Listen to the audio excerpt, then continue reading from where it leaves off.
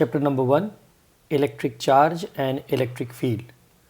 इस चैप्टर के एमसीक्यू सीखने के पहले हम कुछ बेसिक थियरीज और फॉर्मूले देख लेते हैं।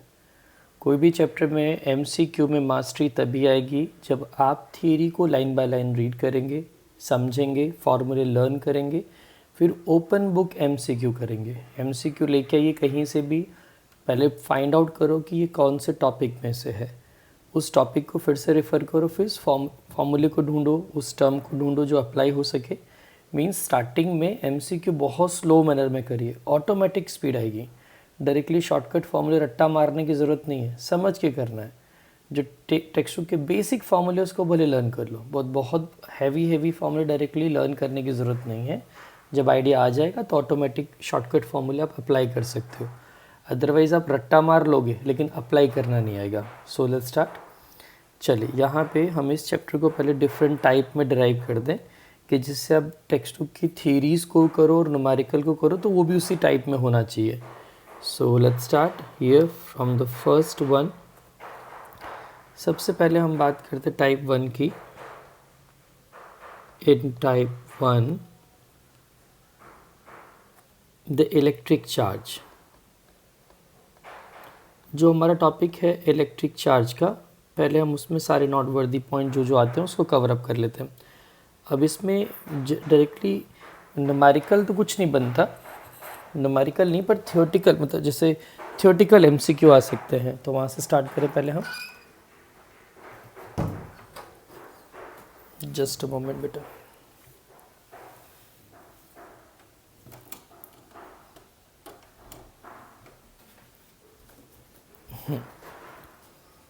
सी,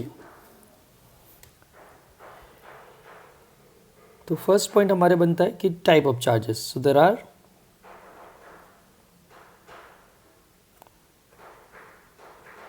to types of electric charges. मैं आपको बता रहा हूँ कैसे हम प्रिपेयर करते हैं। हम टेक्स्ट को लेके सारे मेन पॉइंट्स को पहले लिख लेंगे, समझते रहेंगे। तो कौन कौन से टाइप हैं भाई, फर्स्ट कौन सा है, तो एक है पॉजिटिव और दूसरा कौन सा है तो वो है नेगेटिव। चलिए ये तो ख़त्म हुआ। फिर क्या हमने जो फोर्सेस देखे हुए हैं, क्या दैट लाइक चार्जेस क्या करते हैं, तो रिपेल करते हैं, repel to each other, and unlike charges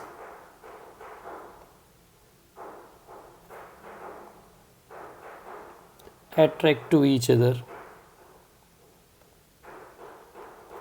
तो ये कंडीशन हो गई पहले उनके फोर्सेस के लिए। मतलब अगर हम यहाँ पे कंडीशन लगे कि दो चार्ज हैं जिनका चार्ज का हम प्रोडक्ट करें और वो ग्रेटर देन ज़ीरो आता है, तो कब आएगा ग्रेटर देन ज़ीरो, ये भी पॉजिटिव हो ये भी पॉजिटिव हो, या फिर दोनों नेगेटिव हो। मीन्स अगर product of charges greater than zero आ गया, इसका मतलब वो क्या हो गए, लाइक चार्जेस हो गए। सेकेंड कंडीशन, अगर Q1 Q2 का प्रोडक्ट लेस देन ज़ीरो है, मतलब क्या हो जाएगा, वो अनलाइक चार्ज हो जाएगा। चलिए यहाँ पे हमने इलेक्ट्रिक चार्ज के टॉपिक पढ़ा था कि इलेक्ट्रोस्टैटिक चार्ज डेवलप कैसे होता है। So here electrostatic charge is due to, किसके कारण होगा, the transfer of electric charges. तो कौन सा इलेक्ट्रिक चार्ज, मैं डायरेक्टली इलेक्ट्रॉन ही लिख देता हूँ, transfer of electron from one body to the another body.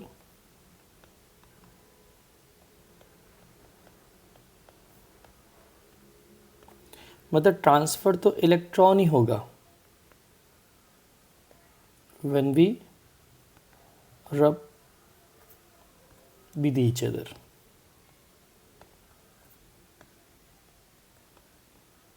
जब दोनों को हम रबिंग करेंगे तब, मतलब अगर मैं डायग्राम बना के यहाँ पे समझाऊँ, तो जैसे ये बॉडी ए है, ये बॉडी बी है, इन दोनों को रब किया, सपोज इसने इलेक्ट्रॉन इसको दिया तो ये पॉजिटिवली चार्ज हो गया, ये नेगेटिवली चार्ज हो गया। तो यहाँ पे ये बॉडी ए, ये बॉडी बी, बॉडी ए ने इलेक्ट्रॉन दिया तो मतलब mass of body A reduce होगा और mass of body be increase होगा, थोड़ा सा होगा पर होगा। अभी कब तक रहेगा? सो electrostatic charge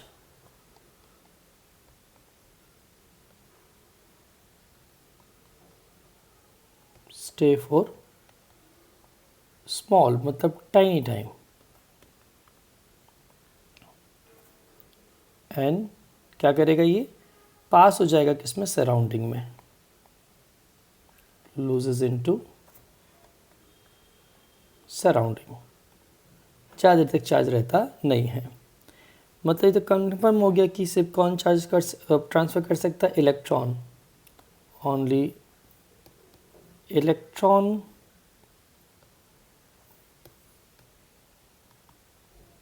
can transfer, not the proton, बिल्कुल नहीं होगा।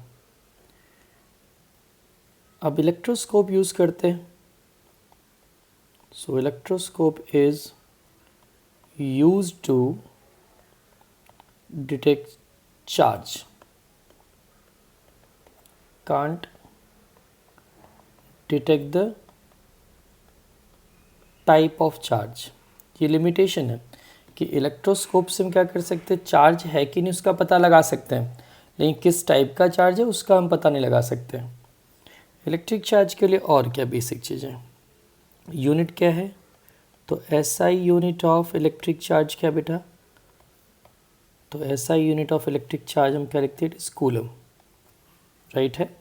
और अगर मैं इसका सीजीएस यूनिट लिखूं तो it will B state coulomb. हम इसके डायमेंशनल फार्मूले की बात कर लें तो चार्ज के लिए सिंबल Q है, it will be A1 T1 या फिर somewhere it is written as Q1, दोनों चलता है। हम चार्जेस की बात करते हैं तो चार्ज होता किस में है, वहाँ से तो एक टॉपिक और हमारे बुक में है, that is conductor and insulator, conductor and insulator. तो यहाँ से क्या क्वेश्चंस बन सकते हैं, यहाँ से क्या नॉट वर्दी पॉइंट्स हैं उसको देखें। तो सबसे पहले बात आती है कंडक्टर के पास क्या, so conductor has number of free electrons, इसके पास बहुत सारे फ्री इलेक्ट्रॉन्स होते हैं, अलाउ टू पास, क्या करेगा, electric current. Electric current pass करता है मतलब चार्ज को पास करता है ये। अगर हम बात करें इंसुलेटर की तो उसके पास क्या, डोंट हैव फ्री इलेक्ट्रॉन्स, इसके पास फ्री इलेक्ट्रॉन्स नहीं होते हैं। पर अगर इसको चार्ज दूं तो क्या करेगा, इसके ऊपर चार्ज स्टे करेगा। If charge given to insulator, it will remains at the place where it is placed। हम जहाँ पे रख देंगे चार्ज को वहीं पर रहेगा, कहीं जाएगा नहीं चार्ज। ये किस में हुआ, इंसुलेटर में हुआ। कंडक्टर में क्या करेगा, कंडक्ट कर जाएगा, मूव कर जाएगा। ये चार्जेस अगर किसी बॉडी पर हैं, कहीं पर हैं, तो हम अर्थिंग कर सकते हैं। अर्थिंग करके क्या करते हैं, कहीं और उसको मूव करा सकते हैं। तो अर्थिंग का मतलब क्या, वो भी देख लेते हैं हम। तो अर्थिंग क्या है, earthing means connection of metal wire किसके साथ, विद द अर्थ,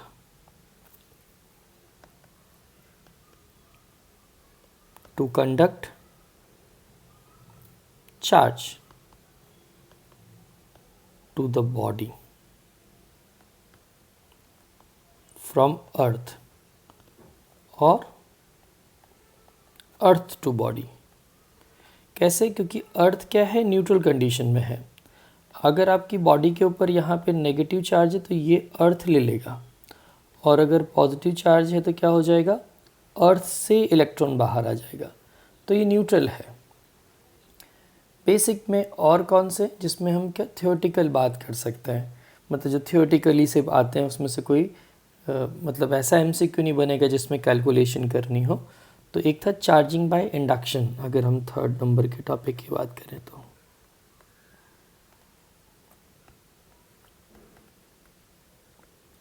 अब चार्जिंग बाय इंडक्शन में क्या होगा, सिर्फ आपको टेक्स्ट बुक में ना अपना थ्योरी जो डायग्राम है उसको रेफ़र कर लेना है, ठीक है ना। तो मैं लिख देता हूँ रिफर द डायग्राम, जिसके लिए फिगर दे के रखा है, और इसके लिए आप एक बार इलस्ट्रेशन 1.1 देख लेना, बाकी और कुछ भी नहीं है इसमें। फोर्थ नंबर की बात आती है, दैट इज़ एडिटिविटी।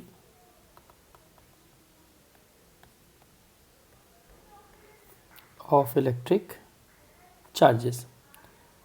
अब एडिटिविटी का मतलब क्या होगा, चार्ज का हम सिंपल एडिशन करते हैं। Simple addition in the sense कि जो भी चार्ज होगा वो अपनी पोलैरिटी के साथ ही ऐड हो जाएगा। मतलब मैं लिख दूँ यहाँ पे, the charges must be added with their polarity. That means अगर एक बॉक्स है, इसके अंदर यहाँ पे कुछ प्लस चार्जेस हैं, कुछ माइनस चार्जेस हैं, तो आप जब चार्जेस का एडिशन करोगे तो जो चार्ज पे जैसा पोलैरिटी है उसी टाइप की पोलैरिटी आप लेंगे, प्लस हो तो प्लस, माइनस हो तो माइनस। चलिए हम फिफ्थ नंबर पे आते हैं। It was conservation of electric charge.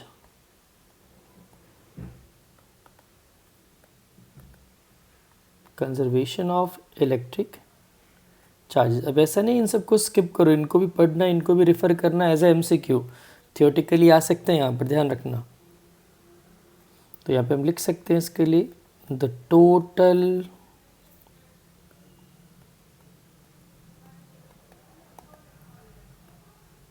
Just moment, pen काम नहीं कर रही बेटा।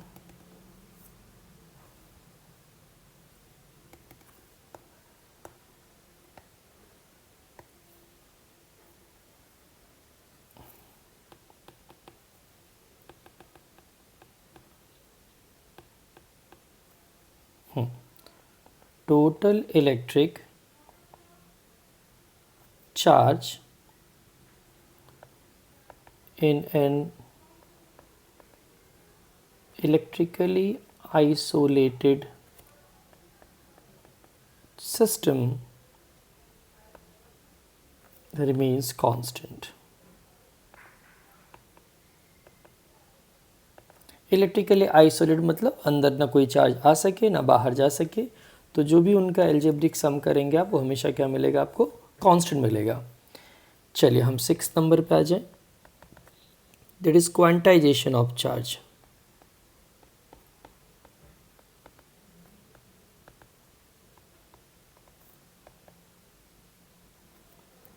अब क्वांटाइजेशन ऑफ इलेक्ट्रिक चार्ज में मैथमेटिकली आ सकते हैं MCQs। एक अपने पास कॉन्सेप्ट था Q is equals to any. देखिए ये जो प्लस और माइनस जो स्टार्टिंग में रही है, ये चार्ज की पोलैरिटी के लिए बोल रहा है, पॉजिटिव या नेगेटिव।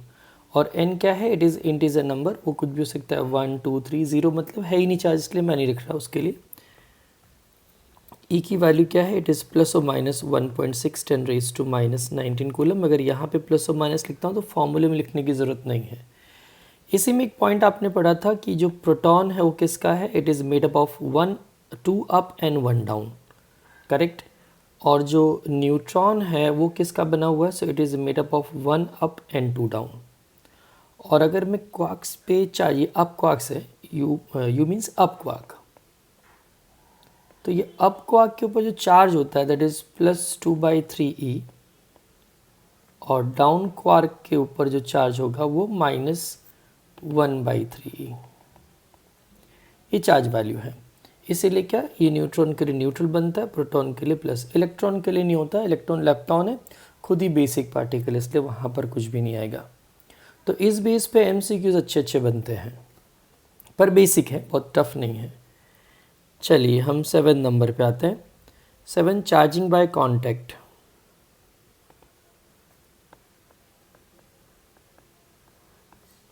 अब चार्जिंग बाय कॉन्टैक्ट में क्या, हम 2 कंडीशन ले सकते हैं यहाँ पर। जैसे 1 बाय 1 बॉडी को हम कॉन्टैक्ट में लेके आए तो कैसे बनता, देखो जैसे एक बॉडी यहाँ पर, इस पर कोई चार्ज नहीं है, ये दूसरी बॉडी है, इसके ऊपर हमने चार्ज ले लिया, या फिर वाइस वर्सा, सपोज इस पे चार्ज क्यों है, इस पे चार्ज कोई नहीं, ए पे चार्ज है, बी पे चार्ज नहीं है। लेकिन जैसे आप इसको दोनों को कांटेक्ट में लाओगे तो क्या हो जाएगा, ये चार्ज इक्वली डिवाइड हो जाएगा। कब? लेकिन जब दोनों के दोनों स्फीयर कैसे हैं, आइडेंटिकल हैं। मीन्स यहाँ पे Q/2 हो जाएगा, यहाँ पे Q/2 हो जाएगा। तो सिंपल क्या करेगा, चार्ज को इक्वली डिवाइड करेगा, लेकिन कंडीशन होगा आइडेंटिकल के लिए। अगर ये आइडेंटिकल नहीं है तो चार्ज इक्वली डिवाइडेड नहीं होगा, वहाँ पे हम पोटेंशियल की बात करेंगे।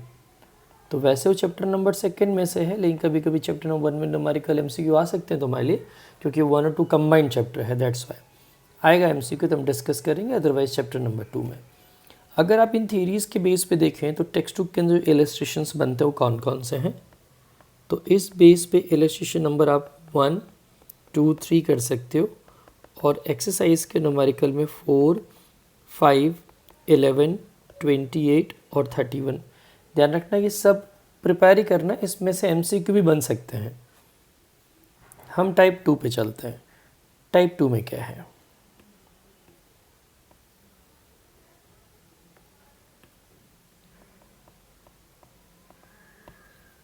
अब टाइप 2 से हम मैथमेटिकली एंट्री कर रहे हैं। सबसे पहले क्या था, इट वाज कूलम्स लॉ।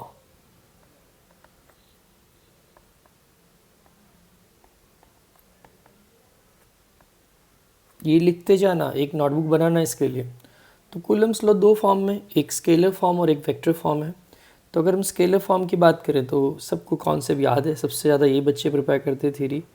तो ये क्या हो गया, 2 हमने चार्जेस ले लिए, ये चार्ज Q1 है, ये चार्ज Q2 है, इनके बीच में सेपरेशन R है। So the force acting between them is 1/4 pi epsilon naught Q1 Q2 by R square, और we can write K Q1 Q2 by R square. अगर मैं वैल्यू देखूं तो यहाँ पे K या फिर 1/4 पाई एप्सिलॉन नॉट की वैल्यू कितनी है, it is 9 × 10⁹ newton metre square पर कूलम स्क्वायर। और एप्सिलॉन नॉट की अगर वैल्यू देखें तो क्या है, इट इज़ 8.85 10⁻⁻12। तो it will B coulomb square पर न्यूटन मीटर स्क्वायर, इसका इन्वर्स बनता है। अगर ऐसा बोला है कि मीडियम है, मतलब अगर हम मीडियम के लिए बताते हैं ये फॉर्मूले को, मीडियम के लिए बताने का मतलब अगर इसके बीच में हमने मीडियम इंसर्ट कर दिया है, पूरा का पूरा इसके बीच में,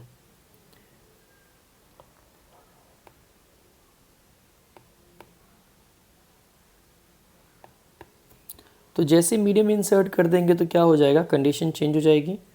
तब हमारे पास जो फोर्स होगा वो चेंज होगा। कैसे हो जाएगा, it will B 1/4 pi epsilon हो जाएगा, और ये Q1 Q2 by R square हो जाएगा।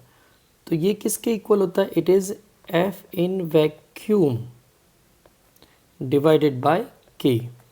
अब यहाँ पे टर्म क्या है हम उसको देख लेते हैं, कौन सी चीज़ें क्या है। तो सबसे पहले यहाँ पे अगर बात करूँ मैं, तो जो कैपिटल K आया उसको मैं एप्सिलॉन बाय एप्सिलॉन नॉट लिख सकता हूँ, मीन्स एप्सिलॉन R हो गया। तो यहाँ पे सारे टर्म क्या उसको लिखते हैं। सबसे पहले ये क्या है, what is this, this is the permittivity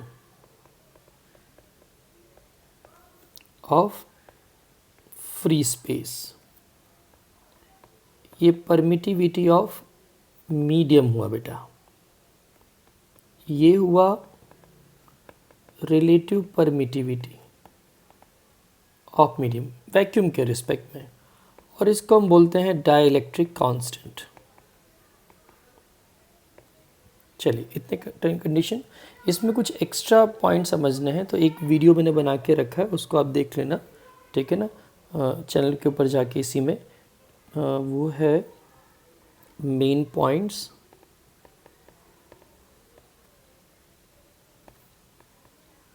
of Coulomb's law. तो इसमें और भी एक्स्ट्रा पॉइंट्स मैंने लिख के रखे हुए हैं। चलिए अगर मैं वेक्टर फॉर्म में इसी को रिप्रेजेंट करूँ तो ये फॉर्मूला कैसे हो जाएगा कि force acting on first due to second. तो देखो कैसे लर्न करना, जो पहले हो पहले, जो बाद में, मतलब कैसे हुआ, यहाँ पे 1 फर्स्ट में है तो इसको फर्स्ट लिखा मैंने, ये दूसरे पे तो इसको मैंने दूसरे पे लिखा। डिवाइड बाय यहाँ पर क्या आएगा, it is vector R1 minus vector R2 modulus cube, ये भी vector R1 minus vector R2। जब भी ये न्यूमेरिकल सॉल्व करेंगे ध्यान रखेंगे, take the charges with their polarity, मतलब पॉजिटिव हो तो पॉजिटिव लेना, नेगेटिव हो तो नेगेटिव लेना। इसके बाद अगर हम सुपरपोजिशन प्रिंसिपल की बात करते हैं, मल्टीपल चार्जेस हों, बहुत सारे चार्जेस हों, तो क्या हो जाएगा, अगर किसी एक पे आप फोर्स की बात करते हो तो जिस पे फोर्स लगे उसको बाहर रखना। यहाँ पे लिख सकते हो कि J running from 2 to n, it is QJ divided by vector R1 minus vector RJ। 1 को आप I रख लो तो भी चलेगा, चलो मैं I नंबर का चार्ज ले रहा हूँ। Here it is cube and this is vector I minus vector RJ। हम इस तरह से लिख सकते हैं, वैसे डायरेक्टली ऐसी ज़रूरत नहीं पड़ती, हम इंडिविजुअल फाइंड कर लेते हैं तब रखते हैं। अब एक कंडीशन बता दूं, थोड़ा एक्स्ट्रा है लेकिन ये कहीं ना कहीं काम आ जाएगा। इसलिए जैसे दो फोर्सेस देख के रखें बेटा, और मुझे वेक्टर फॉर्म में उनका एडिशन निकालना है, तो अपना ये जनरल फार्मूला क्या, अगर मैं दोनों साइड स्क्वायर करता हूँ तो मुझे क्या मिल जाएगा, F1 square F2 square 2F1 F2 cos theta मिल जाएगा। अब यहाँ पे कंडीशन है कि अगर मान लेता हूँ मैं कि this F1 is equals to F2 is equals to F, तो मैं इसको F नेट लिख देता हूँ। तो ऐसी कंडीशन में क्या होगा, जो हमारा ये F नेट है वो क्या आ जाएगा, it will be twice of F cos theta by 2। ये कहाँ से आया, ये हमने 11 में डिस्कस किया, लेकिन तब भी मैं इसकी एक अलग से वीडियो बना दूंगा, इसमें हम टाइम नहीं पास करेंगे।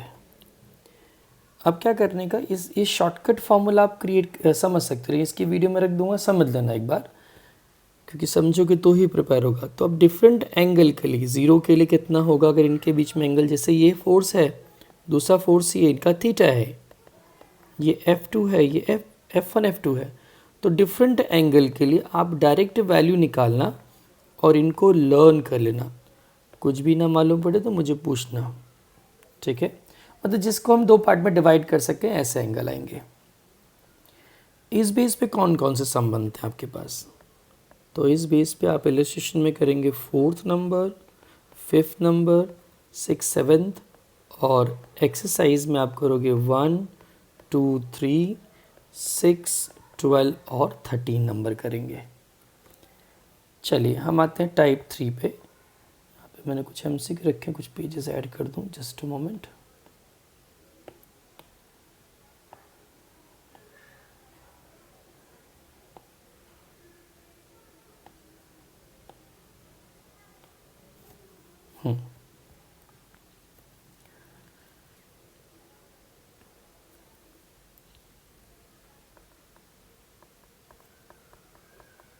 टाइप 3 पे आते हैं, that is electric field. Electric field में basic formula, the electric field is nothing but it is force per charge, means unit क्या हो जाएगा, न्यूटन पर कूलम। तो इसलिए इलेक्ट्रिक फील्ड का अगर मैं डायमेंशनल फार्मूला लिखूँ, so it will B M1 L1 T-3 A-1। कैसे आया, आपको होमवर्क, आपको ट्राई करना है, सॉल्व कर लेना है इसको। और यहाँ पर भी जो मैंने लिखा ना, किसका, इस एप्सिलॉन नॉट का, और ये के का भी डायमेंशनल फार्मूला फाइंड कर लेंगे आप। अब डिफरेंट कंडीशंस आती हैं कि भाई कौन सा, तो इलेक्ट्रिक फील्ड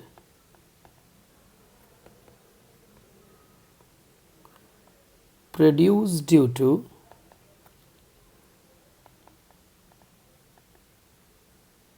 पॉइंट चार्ज।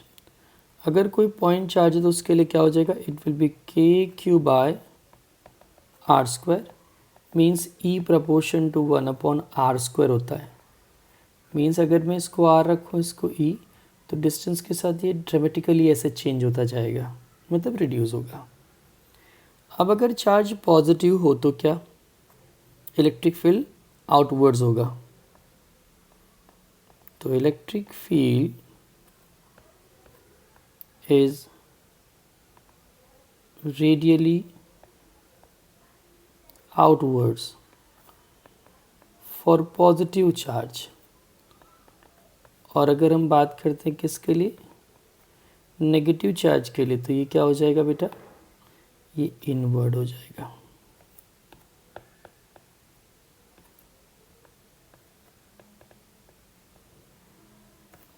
मतलब कैसे, अगर ये प्लस चार्ज तो इसकी फील्ड लाइंस बाहर जाएंगी और माइनस है तो फील्ड लाइन क्या होंगी, अंदर आएंगी।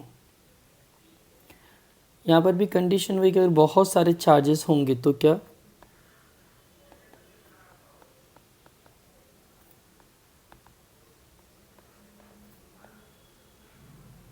अगर बहुत सारे चार्जेस हुए तो यही इलेक्ट्रिक फील्ड हम ऐसे रिप्रेजेंट कर सकते हैं कि summation I running from 1 to n Q I, it is vector r minus vector are I Q vector r minus vector are आई। अब अगर हम याद करें इलेक्ट्रिक फील्ड लाइंस को, चलो उसको मैं न्यू टॉपिक ले लूँ।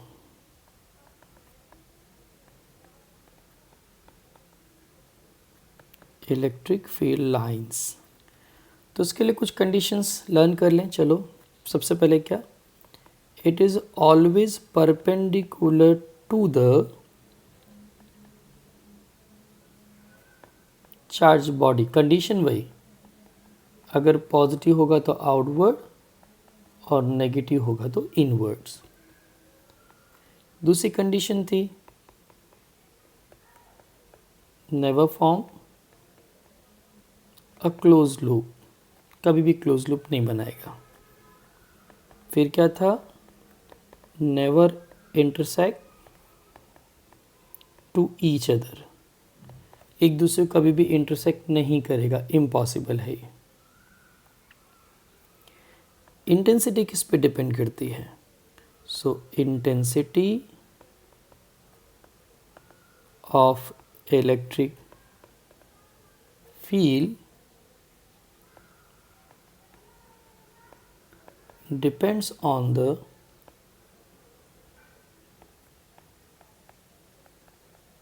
number density of field lines। मतलब कैसे समझ सकते हैं इसको, number of electric field lines passing perpendicular to the surface area. कैसा, यूनिट सरफेस एरिया। मतलब जैसे कि यहाँ पे अगर मैंने सरफेस ड्रॉ किया, दो सेम जैसे हैं, अगर यहाँ से ज़्यादा फील्ड लाइन पास हो रही है, यहाँ पे कम हो रही, तो इसकी इंटेंसिटी इससे कंपेयर में क्या होगी, कम होगी। इस बेस पे आप कौन कौन से न्यूमेरिकल कर सकते हो।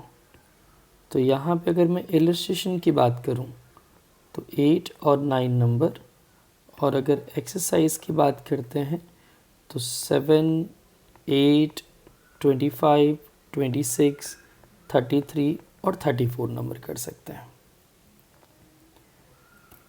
चलिए इसके बाद हम टाइप नंबर 4 पे आते हैं, दैट इज़ इलेक्ट्रिक डाइपोल।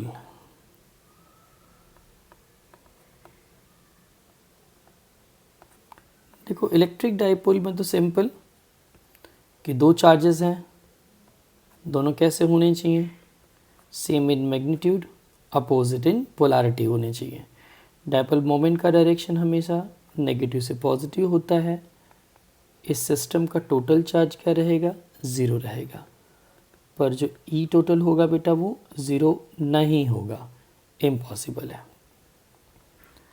अगर मैं इलेक्ट्रिक डाइपोल मोमेंट की बात करूं तो इलेक्ट्रिक डाइपोल मोमेंट क्या होता है, it is P is equals to 2AQ होगा। तो यूनिट क्या होगा इसका, कूलम मीटर होगा। डायमेंशन फार्मूला निकालना तुम्हारा काम है। अब अगर मैं यहाँ पे दो कंडीशन ले लूँ, याद करो इलेक्ट्रिक फील्ड कहाँ पर, अगर एक्सिस पे बोला जाए, देखो अगर वेक्टर फॉर्म में लिख रहे हो तो formula it is epsilon naught 2PR R square minus A square whole square P cap. और ये कंडीशन किसके लिए कि अगर मैं मान लूँ कि if this R is quite greater than A, और इसको कर लेते हैं हम, चलो स्केलर में वेक्टर में रखूँ, तो 1/4 pi epsilon not it will B 2p/r³ मतलब ये ई एक्सेस प्रपोर्शन टू 1/r³ मिला। और बेटा अगर हम इक्वेटर पे जाएंगे, ध्यान रखना टेक्स्ट बुक को साथ में रखना तो ज़्यादा समझ में आएगा। 1/4 ये आती वैल्यू माइनस में, और यहाँ पे p होगा, ये r² है, ये a² है, रेज़ टू 3/2 था p कैप, और कंडीशन आता है वही कि if this r is quite greater then a, तो ये हमारा फॉर्मूला हो जाएगा -1/4 pi epsilon not it will B p/r³ p के मतलब ये प्रपोर्शन टू 1/3 हुआ। तो मैं एक कंडीशन लिख सकता हूँ, अगर इनके मैग्नीट्यूड का मैं रेशियो निकालूँ, ई एक्सिस बाय ई इक्वेटर निकालूँ। देखो यहाँ पर एक्सिस वाले में यहाँ पे 2 का मल्टीप्लिकेशन है, यहाँ पे मल्टीप्लिकेशन 2 का नहीं है। मैं मैग्नीट्यूड में उसके मुझे बात ही नहीं करनी है माइनस की, तो डबल वैल्यू होगी। इलेक्ट्रिक डाइपोल में ही अब अगर हम 4th नंबर पर बढ़ें, यूनिफॉर्म फील्ड में अगर रखा है, मतलब क्या, electric dipole placed in uniform electric field, तो क्या होगा, तो कंडीशन तो याद ही है आपको सबको। अगर यूनिफॉर्म इलेक्ट्रिक फील्ड है, यहाँ पे हमने डाइपोल को रखा, ये प्लस से माइनस जो डायरेक्शन है ये इलेक्ट्रिक फील्ड का है, ये -q और ये +q, तो क्या क्या कंडीशन बनती है देखो। सबसे पहली बात तो एफ नेट वैल्यू 0 हो जाएगी, बराबर लर्न करना, इस बेस पे MCQ बनते हैं। यहाँ पे टॉर्क जो है, टॉर्क 0 नहीं होगा, कब तक नहीं होगा, when theta does not equals to 0, तो tau is equals to PE sine theta, और यही टॉर्क 0 हो जाएगा कब, जब एंगल कितना हो जाए 0। एंगल किसके बीच में बेटा, तो एंगल इस इलेक्ट्रिक फील्ड और ये डाइपोल मोमेंट के बीच की बात कर रहे हैं। तो घूमेगा, कब तक घूमेगा, जब तक ये थीटा एंगल 0 ना जाए। तो यहाँ पे कुछ कंडीशन आती है कि टाउ मैक्सिमम कब बनता है, जब ये थीटा एंगल क्या हो, 90 डिग्री हो, जिसको हम क्या बोलते हैं बेटा, अनइक्विलिब्रियम, या फिर इनइक्विलिब्रियम बोलो तो भी चलेगा, मैं लिख देता हूँ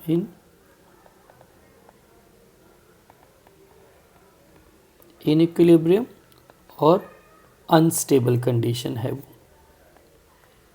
टाउ मिनिमम क्या होता है, सो इट विल बी 0, कहाँ पर, जब ये एंगल 0 हो जाए, इसको हम बोलते हैं इक्विलिब्रियम स्टेबल। अब यहाँ पे डायरेक्शन क्या होगा, direction of torque is perpendicular to vector P and vector E, इसके परपेंडिकुलर रहेगा हमेशा। ये आपने 11 में सीखा कि जिसका क्रॉस प्रोडक्ट होता है ना, उसके परपेंडिकुलर होगा डायरेक्शन। अच्छा, अब अगर इसको कहाँ रख दिया जाए, नॉन यूनिफॉर्म में,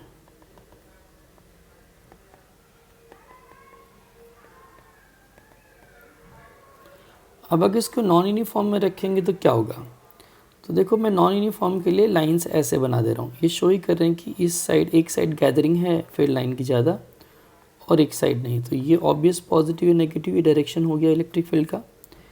तो बेटा इस साइड इंटेंसिटी ज़्यादा है और इस साइड की इंटेंसिटी कम है, मतलब इलेक्ट्रिक फील्ड क्या है, धीमे धीमे रिड्यूस हो रहा है on the right hand side. Means ये डायरेक्शन हुआ इलेक्ट्रिक फील्ड का, और मैं लिख सकता हूँ रिड्यूसिंग, वैल्यूज़ की कम हो रही है। तो अब अगर यहाँ पे मैं डाइपोल को रखूँ, इस तरह से रख दिया पहले मैंने प्लस और माइनस को, तो यहाँ पे डायरेक्शन क्या दिख रहा है आपको, देखो पहले तो मेन कंडीशन लिख दूँ मैं, ये हमने टेक्स्ट बुक का बताया वहाँ पे कि डायरेक्शन क्या है। तो यहाँ पे जो एफ नेट फोर्स होगा वो किस तरफ होगा बेटा, इस साइड होगा। डाइपोल मोमेंट भी किधर है, इधर ही है। अब अगर मैं इसके डायरेक्शन को चेंज कर दूँ,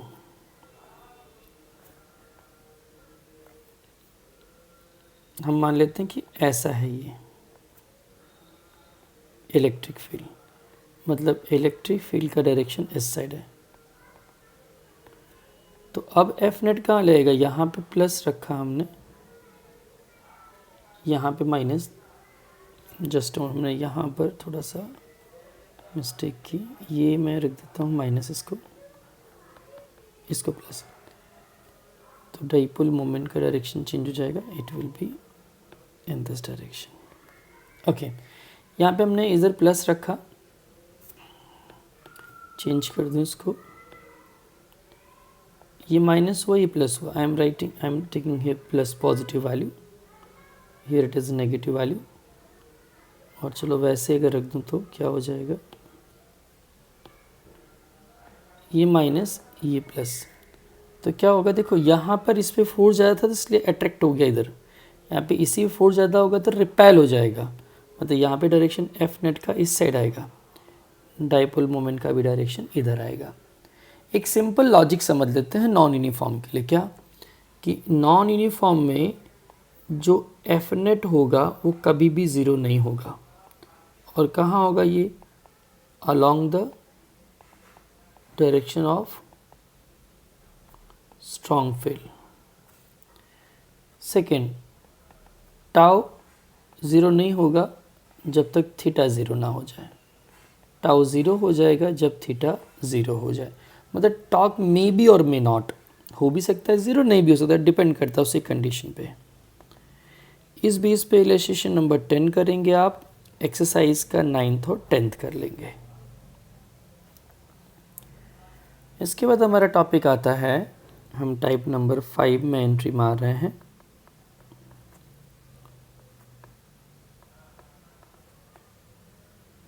electric charge distribution. Electric charge distribution में 3 टाइप हैं। फर्स्ट है लीनियर चार्ज डिस्ट्रीब्यूशन और लीनियर चार्ज डेंसिटी लैम्बडा। अब यहाँ पे क्या हो जाएगा लैम्बडा के लिए, तो लैम्बडा होता है चार्ज पर लेंथ, इसलिए इसका यूनिट क्या हो जाएगा, coulomb per metre. Dimensional formula आपका काम है, लेकिन चलो लिख देता हूँ मैं, इसका डायमेंशनल फार्मूला हो जाएगा A1 T1 L-1। सेकेंड आता है surface charge density, it is sigma, तो सिग्मा होता है charge per area, means coulomb per metre square, अब आप डायमेंशनल फार्मूला लिख सकते हो। और एक होता है वॉल्यूम चार्ज डेंसिटी के लिए, इट इज़ रो, और रो होता है charge upon volume, it is coulomb per metre cube. 3 conditions हैं। देखो मैं एक के लिए फॉर्मूला लिख रहा हूँ, बाकी के लिए आप खुद ट्राई करेंगे कि अगर इसके कारण प्रोड्यूस इलेक्ट्रिक फील्ड निकालना हो तो हमको इंटीग्रेशन करना पड़ता है। अपने बुक में ऐसा कोई भी न्यूमेरिकल नहीं, इसलिए कोई टेंशन लेने की ज़रूरत नहीं है, हम थोड़ा हायर लेवल के MCQ जब चलाएंगे तब बताएंगे।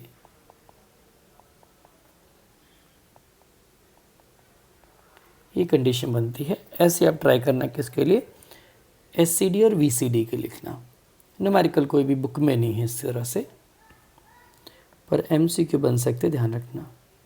हम टाइप नंबर 6 पे चलते हैं। 6 type, the best one, it is the electric flux. देखो electric flux means phi, phi का फॉर्मूला क्या था, it was EA cos theta, बेटा आप इसकी जगह S भी लिख सकते हो। इसका यूनिट क्या होगा, it will be newton metre square पर कूलम। डायमेंशन फॉर्म में आप निकालोगे M1 L3 T-3 A-1। Flux का एक और फार्मूला है इंटीग्रेशन वाला, कब करते हैं इंटीग्रेशन, जब सरफेस आर्बिट्री है, प्रॉपर नहीं है तब, ये भी है। और एक होता है इलेक्ट्रिक फ्लक्स का मतलब, इलेक्ट्रिक फ्लक्स होता है नंबर ऑफ फील्ड लाइंस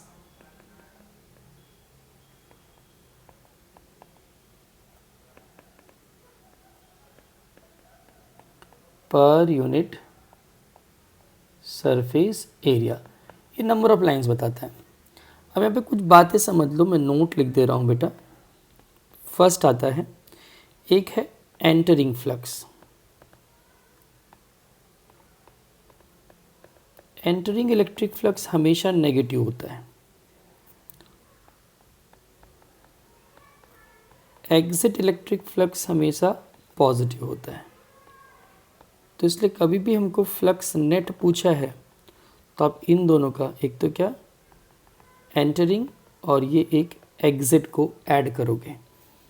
ये एंटरिंग और एग्ज़िट समझ लो कैसे, जैसे ये हमारे पास कोई एक बॉक्स है, इसको मैंने यूनिफॉर्म इलेक्ट्रिक फील्ड में रखा, इलेक्ट्रिक फील्ड ऐसे यहाँ से जा रही, तो ये एंटरिंग हुई, ये इस सरफेस एरिया के अपोजिट हुआ और इस सरफेस एरिया के अलोंग हुआ, इसलिए हमेशा अंदर आने वाला नेगेटिव और बाहर जाने वाला पॉजिटिव।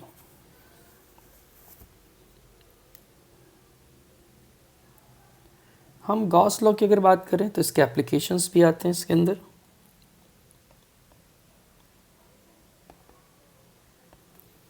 गॉस लॉ का स्टेटमेंट नहीं लिख रहा हूँ, बाकी आपको मालूम है, the total charge enclose by this close surface. ऐसा देखो, चार्ज इसके अंदर होना चाहिए, बाहर से कोई मतलब बनता नहीं हमारे पास, ये फार्मूला तभी लगेगा। तो यहाँ पे इन दोनों फार्मूले का हम यूज़ कर सकते हैं। इसके एप्लीकेशन में 3 चीज़ थी, एक था स्ट्रेट वायर वाला, मैं लिख दूँ, due to long charge wire, तो उसके लिए फार्मूला था electric field produce 1/2 pi epsilon naught lambda by R, means it is 2k lambda by R. अगर हम बात करते हैं प्लेन शीट की, तो प्लेन शीट के लिए क्या था, it was E sigma bye twice of epsilon not. जैसे ये प्लेन शीट है और इसके ऊपर चार्ज पॉजिटिव, तो इस साइड भी और इस साइड भी फील्ड बनेगा, दोनों साइड सेम इन मैग्नीट्यूड होगा, और ये इंडिपेंडेंट है ऑफ आर, डिस्टेंस पे डिपेंडेंट नहीं है। हम थर्ड नंबर पे आते हैं, अगर कोई शेल है यूनिफॉर्मली चार्ज्ड, मतलब चार्ज कहाँ पर है, इस शेल के सरफेस पर है, इसका रेडियस आर, तो इसके इनसाइड क्या होगा electric field, it will be 0, और आउटसाइड क्या हो जाएगा, इट विल बी के क्यू बाय आर स्क्वायर। मैं यहाँ पे इसके रेडियस को कैपिटल आर ले लूँ, मतलब यहाँ पर कैसा हो गया कि एंटायर चार्ज इसके सेंटर पे है, ऐसा कंसिडर कर सकते हैं हम। अब इन सब वीडियो पॉज करके सारे फॉर्मूले एक बार देखना अच्छी तरह से, कैसे लिखोगे इसको, टेक्स्ट बुक साथ में रखो, हर टॉपिक को देखो, मेन पॉइंट लिखते जाओ, बुक को रीड करते जाओ अच्छी तरह से, टाइम कंज्यूम होगा तो प्रिपेयर होगा। अब कुछ MCQ हैं ओल्ड कोड्स के वैसे ये, और हम इसको सॉल्व करें इस टाइप से। फर्स्ट क्वेश्चन है, the force acting between 2 point charges kept at a certain distance is phi। तो चलो हमने 2 चार्ज यहाँ पे कंसिडर कर लिए बेटा, एक चार्ज ये है, एक चार्ज ये है, तो कोई भी नहीं दे के रखा, तो मैंने यहाँ पे चार्जेस को Q1 Q2 रख लिया, इनके लिए सेपरेशन नहीं गिवन है तो मैंने R ले लिया। फोर्स का फॉर्मूला अपना है K Q1 Q2 by R square, और वो कितना गिवन है 5, तो इतनी लाइन का तो मतलब हमने निकाल लिया। Now magnitudes of charges are doubled and distance between them is halved. अब नई बात बोल रहे हैं, क्या करना है न्यू कंडीशन में कि चार्जेस के मैग्नीट्यूड डबल कर दी, मीन्स डबल ऑफ Q1 हो गया, डबल ऑफ Q2 हो गया, और डिस्टेंस बिटवीन देम को हाफ कर दिया। तो क्या हो जाएगा यहाँ पे simple condition, it will be 4k Q1 Q2 by R square by 4, ये 4 ऊपर जाएगा, 16k Q1 Q2 by R square, तो ये 16 5 हो गया। So this is the answer. Option D is correct. चलिए सेकेंड नंबर पे आते हैं हम। सेकेंड नंबर क्या बोला है, N electric dipole is placed in uniform electric field. अब देखो यूनिफॉर्म इलेक्ट्रिक फील्ड की बात बोल दिया, the resultant force acting on it, तो ये तो थियरी पार्ट हो गया ना, कि अगर यूनिफॉर्म इलेक्ट्रिक फील्ड है तो हमेशा नेट फोर्स क्या होगा, 0 होगा, मीन्स ऑलवेज बी 0। ये किसके लिए हुआ बेटा, ये सिर्फ किसके लिए हुआ, यूनिफॉर्म के लिए हुआ, ध्यान रखना किसके लिए, यूनिफॉर्म के लिए, नॉन यूनिफॉर्म में नहीं बन सकता था, इट इज़ 0। तो थ्योरी पार्ट है। अब इसी वीडियो में जो थ्योरी चलाई उसको एक बार रेफर करोगे फिर से। थर्ड नंबर पे आते हैं, an electric dipole is placed in electric field of a point charge then, देखो बेटा पहली बात तो समझ लो कि अगर कोई पॉइंट चार्ज है तो पॉइंट चार्ज से जो प्रोड्यूस इलेक्ट्रिक फील्ड होगा वो हमेशा नॉन यूनिफॉर्म होगा, क्योंकि वो रेडियली आउटवर्ड्स या इनवर्ड दिखाएगा, है कि नहीं। प्लस होगा तो रेडियली आउटवर्ड और नेगेटिव होगा तो रेडियली इनवर्ड्स। तो अगर ऐसी जगह पे हमने क्या किया, कोई डाइपोल रखा, तो क्या ऑप्शंस में क्या है, रिजल्टेंट फोर्स की बात कर रहा है, फोर्स की बात कर रहा है, टॉर्क की और टॉर्क की। तो क्या बनता है बेटा, हमको तो मालूम है कि यहाँ पर अगर मैं डाइपोल को सपोज ऐसे रखूँ, ऐसी कंडीशन में मैंने रखा, तो ये रोटेट होगा कब तक, जब तक कि इसके अलाइन ना हो जाए। लेकिन नेट फोर्स तो लगने ही वाला है, कंडीशन है नॉन यूनिफॉर्म के लिए, तो यहाँ पे एफ नेट तो नॉन ज़ीरो रहेगा, लेकिन टॉर्क ज़ीरो हो भी सकता है और नहीं भी हो सकता है, डिपेंड करता है। नहीं ज़ीरो कब होगा, जब एंगल ज़ीरो ना बने, और ज़ीरो कब होगा, जब ये एंगल ज़ीरो बन जाए। मतलब मैं टॉर्क के लिए कुछ नहीं बता सकता, क्योंकि मुझे ये नहीं बताया उसने कि इस डाइपोल को कैसे अरेंज करके रखा है इस क्वेश्चन के अंदर। तो क्या हो गया यहाँ पर, torque acting on it may be zero, हो सकता है ज़ीरो हो जाए और कोई चांसेस नहीं है, क्योंकि फर्स्ट ऑप्शन क्या बोल रहा है, the resultant force acting on dipole is always zero, impossible है। The resultant force acting dipole may be zero, नहीं हमेशा ज़ीरो होता है। टॉर्क में भी ज़ीरो करेक्ट है, ऑलवेज ज़ीरो करेक्ट नहीं है।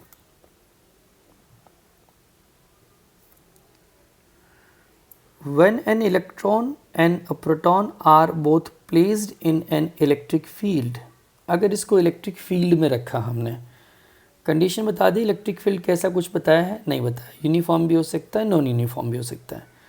लेकिन अब यहाँ पर आंसर्स के ऊपर से हम आइडिया लगाते हैं। पहला आंसर क्या दिया हुआ है यहाँ पे, the electric force acting on them are equal in magnitude as well as direction.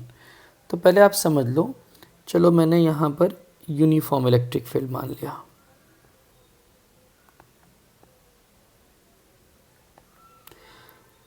अब अगर मैं यहाँ पर एक इलेक्ट्रॉन को रखूँ और एक प्रोटॉन, सपोज उनके बीच में डिस्टेंस बहुत ज़्यादा है, ये पॉजिटिव नेगेटिव, तो इलेक्ट्रॉन तो इस नेगेटिव की तरफ अट्रैक्ट होगा, मतलब इस पर जो फोर्स लगेगा F is equals to Q E, मतलब F is equals to E E. अगर मैं इसके डायरेक्शन को माइनस लूँ बेटा यहाँ पर, तो इस बेस पे जो प्रोटॉन पे फोर्स लगने वाला है वो क्या हो जाएगा, पॉजिटिव आ जाएगा, वो इस साइड जाएगा।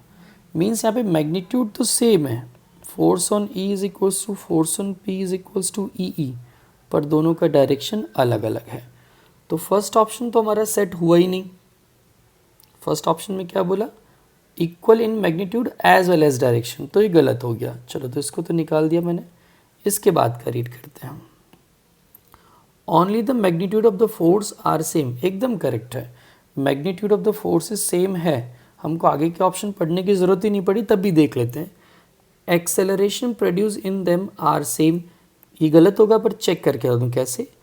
एक्सेलरेशन होता है एफ बाय एम, ये हो गया ई ई बाय एम। अब एम ई अगर इलेक्ट्रॉन का देखें और प्रोटॉन के लिए क्या हो जाएगा बेटा, that will be E E by M P. तो दोनों के मास में फ़र्क है, मतलब mass of electron is lesser than mass of proton, तो acceleration of electron will be greater than acceleration of proton. कोई और क्वेश्चन बने तो उसका आंसर ये सेट हो सकता है मतलब ये ऑप्शन भी रॉन्ग हो गया। इसके बाद का option, magnitudes of the acceleration produce them are same, तो ये भी तो गलत बनता, ये भी सेट नहीं हो रहा है। Next one, the electric force acting between 2 point charges kept at a certain distance in vacuum is alpha. तो देखो फोर्स इन वैक्यूम वो देख के रखा है alpha. Same two charges are placed at the same distance in medium of dielectric K. The dielectric force acting between them, dielectric force between them. मतलब क्या बोला कि मुझे मीडियम में अगर इसको रखना तो फोर्स का, तो हमने फॉर्मूला देखा था, it was F vacuum upon K था। तो सिंपल कंडीशन हो गई, तो वैक्यूम में कितना फोर्स, इट इज़ अल्फा, और ये क्या हो गया, डिवाइड बाय के। तो ये हमारा आंसर आ गया, सिंपल फॉर्मूला लग गया, means our answer is this, D is correct one. 6th number पे आते हैं। The distance between 2 point charges plus Q and minus Q R is R. चलो हमने 2 चार्ज बना दिए यहाँ पर। ये हमारे पास चार्ज है +4Q, दूसरा चार्ज है यहाँ पे कहीं, दैट इज -Q। इनके बीच का जो सेपरेशन दे के रखा वो R है। बोला हुआ है a third charge Q is placed at their mid point, the resultant force acting on -Q is 0, then Q will be. देखो इसके मिड पॉइंट पे हमने थर्ड चार्ज को रखा, यहाँ पे कहीं ये Q हुआ, तो ऑब्वियस ये डिस्टेंस हो जाएगा R/2, ये डिस्टेंस भी हो जाएगा R/2। क्वेश्चन में अगर देखें तो मुझे फोर्स कहाँ पे निकालना है, इस -Q वाले पे। इस पर फोर्स 0 है ऐसा बोला, तो मैं इसको नंबरिंग दे दूँ कैसे, let this is first number, this is second number and this is third number. लेकिन आप कंफ्यूज ना हो जाए, चलो इसको थर्ड रखते हैं, इसको इसको 2, इसको थर्ड। मीन्स क्या बोला है कि force acting on the second charge due to the first is equals to force acting on the second charge due to the third. दोनों सेम इन मैग्नीट्यूड होंगे और अपोजिट इन डायरेक्शन होंगे तभी काम बनेगा। ये तो लॉजिक हो गया। अब अपोजिट इन डायरेक्शन डायरेक्टली समझ लेना है। कैसे, देखो ये जो सेकेंड चार्ज है -Q, तो ये प्लस वाला क्या करेगा, इसको अट्रैक्ट करेगा। तो ऑब्वियसली ये चार्ज है, ये इसको रिपेल करना चाहिए। मैं एक बार फिर से बताऊं आपको डायग्राम बना के, यहाँ पर इस डायग्राम को बने रहने देंगे। जैसे यहाँ पर ये चार्ज है +4Q, यहाँ पे ये चार्ज आ गया Q, ये चार्ज आ गया बेटा -Q। अब एक बात तो कंफर्म है कि ये पॉजिटिव चार्ज इसको अपनी तरफ अट्रैक्ट करेगा। तो ये हो गया force acting on second by the one. तो ये वाला अगर रिपेल करेगा तभी तो पॉसिबिलिटी है 0 होने की। अगर वो भी अट्रैक्ट कर लेगा तो काम खत्म, फिर तो तब 0 कैसे होगा। तो एक लॉजिक हो गया कि अगर ये प्लस है तो ये आंसर इसका नेगेटिव में ही आएगा, पर हम सॉल्व कर रहे हैं सिर्फ इसके मैग्नीट्यूड को टारगेट में लेके। बाद में हम सेट कर लेंगे, प्लस माइनस हमको आइडिया तो आ गया डायरेक्शन को लेके। दोनों मेथड है, डायरेक्टली आप डायरेक्शन के साथ करें, बिना डायरेक्शन के जरूर। तो अब सॉल्व करते हैं। फोर्स ऑन 2, फॉर्मूला क्या, it is K Q2 Q1 by distance between 2 and 1 K Q2 Q3 and distance between 2 and 3। तो देखो बच्चों यहाँ पे ये K तो कैंसिल हो गया, मैं वैल्यूज़ रखूँ। K2 कितना है, तो ये रहा K2 कितना। हम यहाँ पे पोलैरिटी नहीं ले रहे हैं, ध्यान रखना, हम सिंपल जो मैग्नीट्यूड है वही लेंगे। Q1 कितना है, सो इट इज़ 4Q। सेपरेशन कितना 1 और 2 के बीच में, तो 1 2 के पूरा डिस्टेंस यहाँ तक means it is R K। चलो फिर से Q2 इज़ Q, ये यहाँ पर Q है, इनके बीच का सेपरेशन बेटा R/2 है। कि तो यहाँ पे कैंसिल हो गया था, हटा देते हैं इसको। ये Q तो कैंसिल हो गया। अब मालूम पड़ा आप माइनस भी रखते तो क्या फ़र्क था, कैंसिल तो हो ही जाने वाला था। चलिए ये खबर पड़ी आपको, ये 4Q बाय R² हुआ, ये Q बाय R² बाय 4 हुआ, मतलब ये 4Q बाय R², ये 4 ऊपर जाएगा, 4Q बाय R², ये दोनों कैंसिल, 4 कैंसिल। मतलब जो Q है Q आया, पर ये मैग्नीट्यूड है, ध्यान रखना। हमको तो डायरेक्शन की बात करनी है, डायरेक्शन की बात हमने पहले कर ली कि भाई ये नेगेटिव आना ही चाहिए, तो नेगेटिव Q हमको ढूंढना, ध्यान रखना, पॉजिटिव Q नहीं, नेगेटिव Q। तो ये हमारा आंसर हो गया -Q। तो अगर देखें तो थोड़ा सा यहाँ MP बना।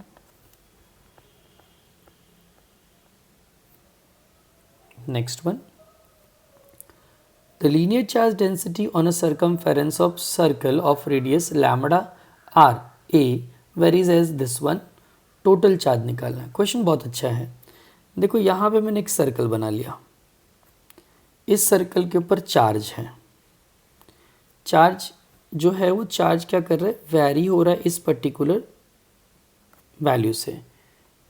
ये रहा लीनियर चार्ज डेंसिटी इसकी है लैम्बडा नॉट कॉस थीटा। बेटा मुझे पूरा चार्ज निकालना है।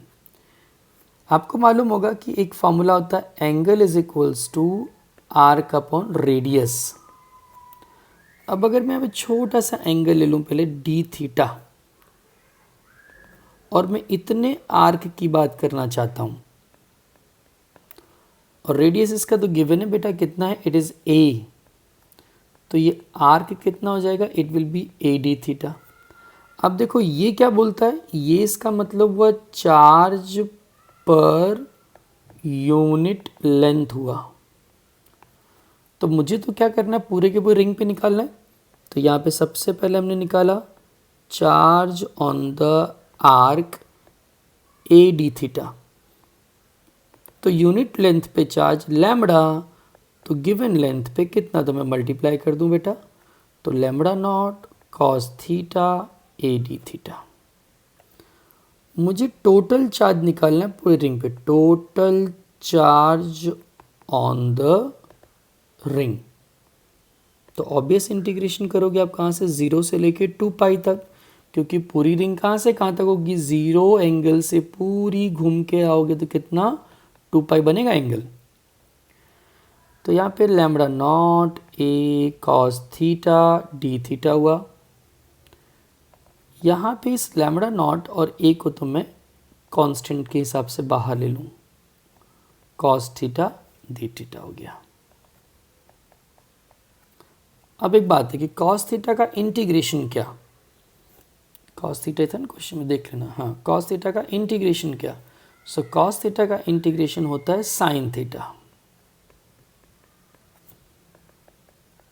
अब यहाँ पे पहले आप अपर लिमिट रखेंगे तो इट इज़ 2 पाई, माइनस करके आप लोअर लिमिट रखेंगे 0। अच्छा, दोनों की वैल्यू 0 होती है, तो 0 माइनस 0 मतलब टोटल चार्ज कितना मिलेगा, 0 मिलेगा।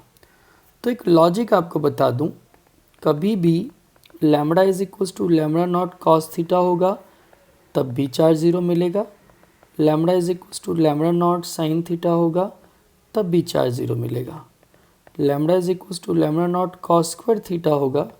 तो सॉल्व करिए, मस्त आएगा। मैथ स्टूडेंट वाले मैथ स्टूडेंट करेंगे, बायो स्टूडेंट नहीं करेंगे। और lambda is equals to lambda not sine square theta होगा तब भी आएगा, आप सॉल्व कर सकते हैं मैथ्स वाले। वैसे ही आ जाएगा, मैंने इंटीग्रेशन चलाया कॉस स्क्वायर साइन स्क्वायर इन सब टर्म का, कहाँ पे, चैप्टर नंबर 7 में, ठीक है ना, एसी में, तो आ जाएगा, आप ट्राई करना। चलिए यहाँ पर two identical metal sphere A and B carry some charge Q. When the two spheres are at distance r from each other, the force acting between them is F. चलो हमने दो मेटल स्फीयर कंसिडर कर लिए। चलो एक ये है, दूसरा एक ये है, दोनों कैसे दे के रखें, आइडेंटिकल।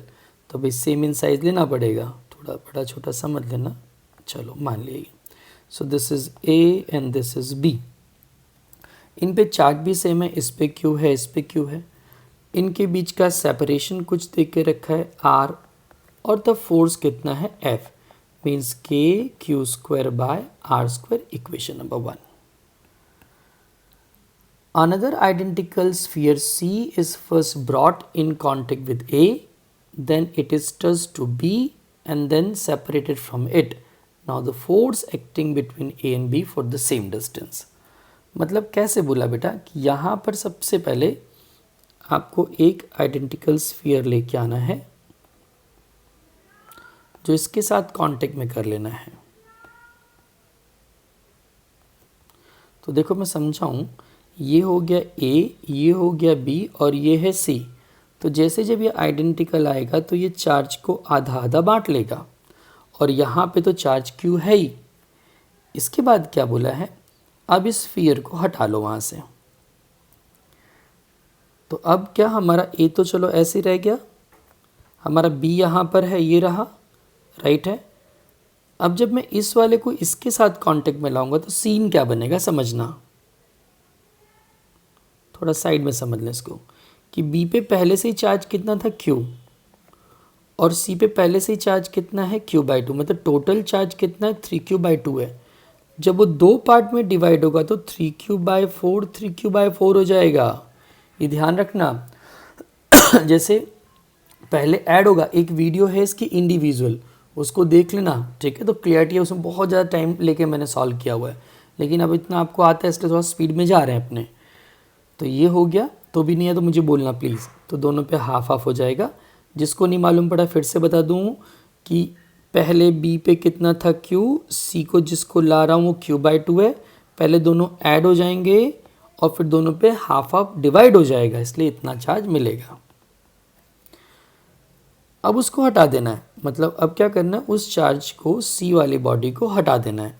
मतलब अब हमारे पास सिर्फ बचा ए और बी, और इन पे चार्ज कितना है, इस पे q/2 है, इस पे 3q/4 है।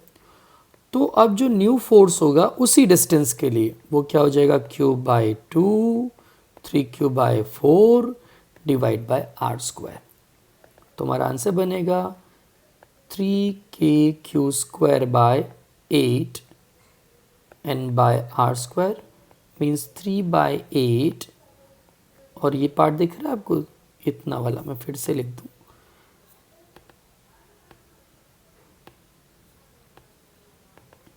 Three by at it is kq/r², मतलब 3/8 f बन गया। ये हमारा आंसर हुआ।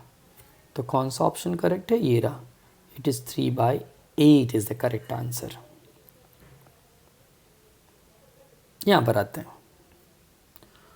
2 point charges q and 4q are kept 30 centimeter apart at distance. On the straight line joining them, the intensity of electric field is 0.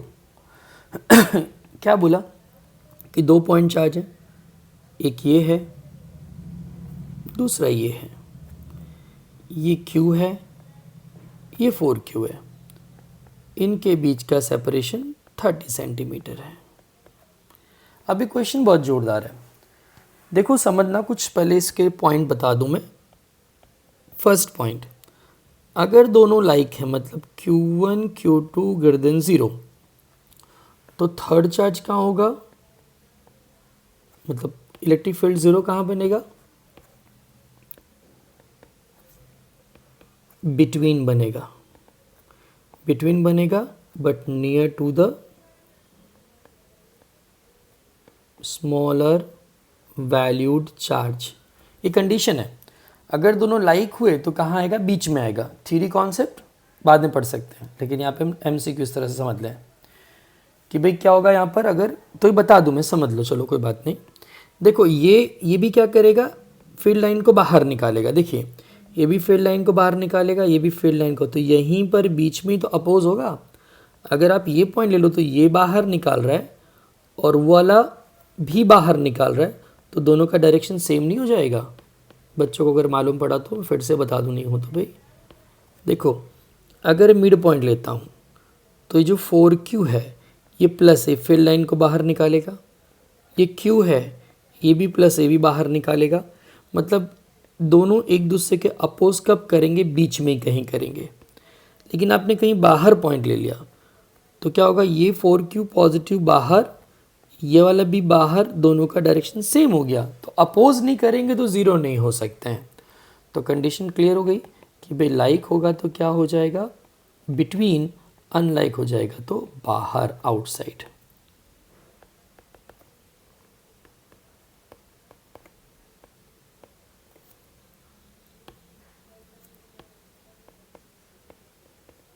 Outside पर कहाँ होगा, near to the smaller रहेगा, तो स्मॉलर वाले के पास में ही। तब यहाँ पे क्या कंडीशन, यहाँ पे देखो दोनों पॉजिटिव हैं, भाई ये भी पॉजिटिव है, ये भी पॉजिटिव है, ये वाला छोटा है, तो इस छोटे वाले के पास में यहाँ पे कहीं ऐसा पॉइंट आएगा जहाँ पे इलेक्ट्रिक फील्ड 0 हो सकती है। तो मैंने इसको x कंसिडर किया, तो ये ऑटोमेटिकली 30 - x हो जाएगा। मतलब मैग्नीट्यूड दोनों के सेम है, तो electric field due to 1 is equals to electric field due to 2।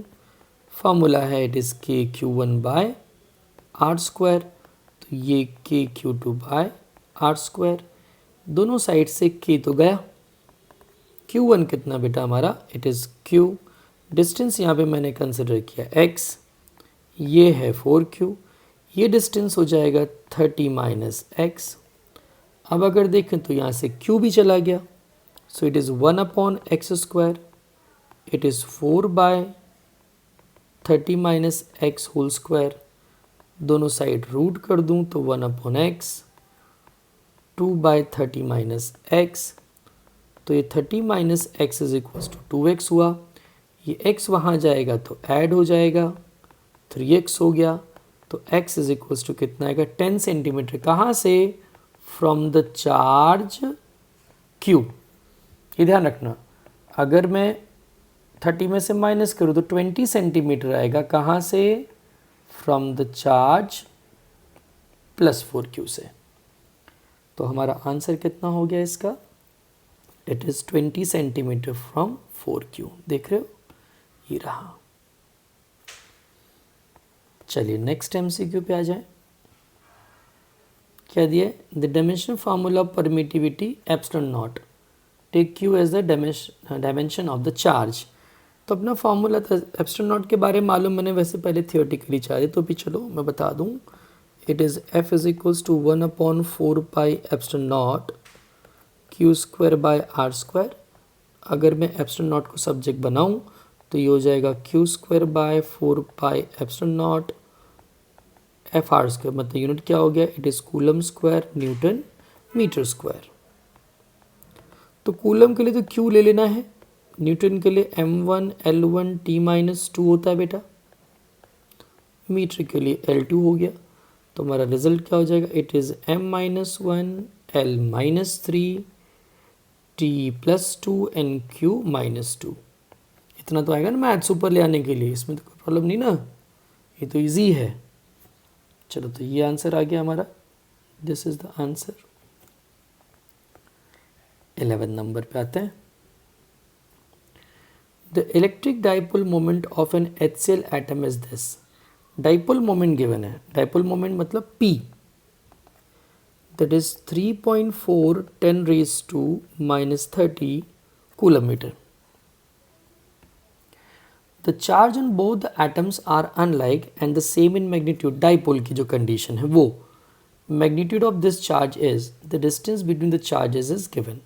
तो distance between charges हम generally क्या लिखते हैं, 2a लिखते हैं बेटा। It is 1 angstrom मतलब 10 raised to minus 10 meter। तो हमारा डाइपोल मोमेंट का फॉर्मूला क्या है, इट इज़ 2a/q। तो q कितना हो गया, it is p by 2a। p है 3.4 10 रेज टू माइनस 30 और ये 10 raise to minus 10 means 3.4 10 raise to कितना हो गया, माइनस 20 कूलम। ये हमारा आंसर आ गया। मीन्स कौन सा ऑप्शन इसका करेक्ट हो गया, इट इज़ 3.4, ये रहा बी। 12th नंबर पे आते हैं। There exist an electric field of 100 newton per coulomb along z direction. चलो हम पहले एक्सिस बना लें यहाँ पे अच्छी तरह से।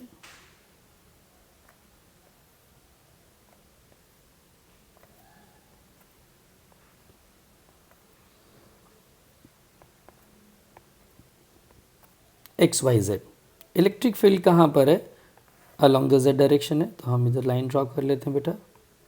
ये डायरेक्शन हो गया किसका, इलेक्ट्रिक फील्ड का।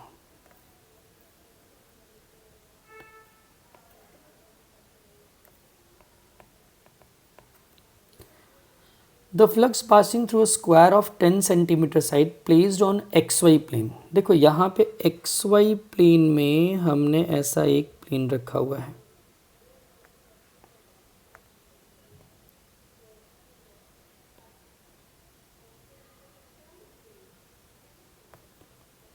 Like this. अब यहाँ पे क्या, तो इसका एरिया क्या होगा, प्लेन का एरिया हमेशा परपेंडिकुलर। अगर ये एक्स वाई प्लेन में है तो उसका एरिया वेक्टर कहाँ होगा, जेड में होगा कि नहीं होगा, इट इज़ के कैप। तो अगर आप नोटिस करो तो इलेक्ट्रिक फील्ड कहाँ पर है, इट इज़ 100 के cap Newton per coulomb. Area vector क्या हो गया, इट इज़ ए के कैप। एरिया क्या होगा, इट इज़, देखो स्क्वायर है ना, तो इट इज़ एल स्क्वायर।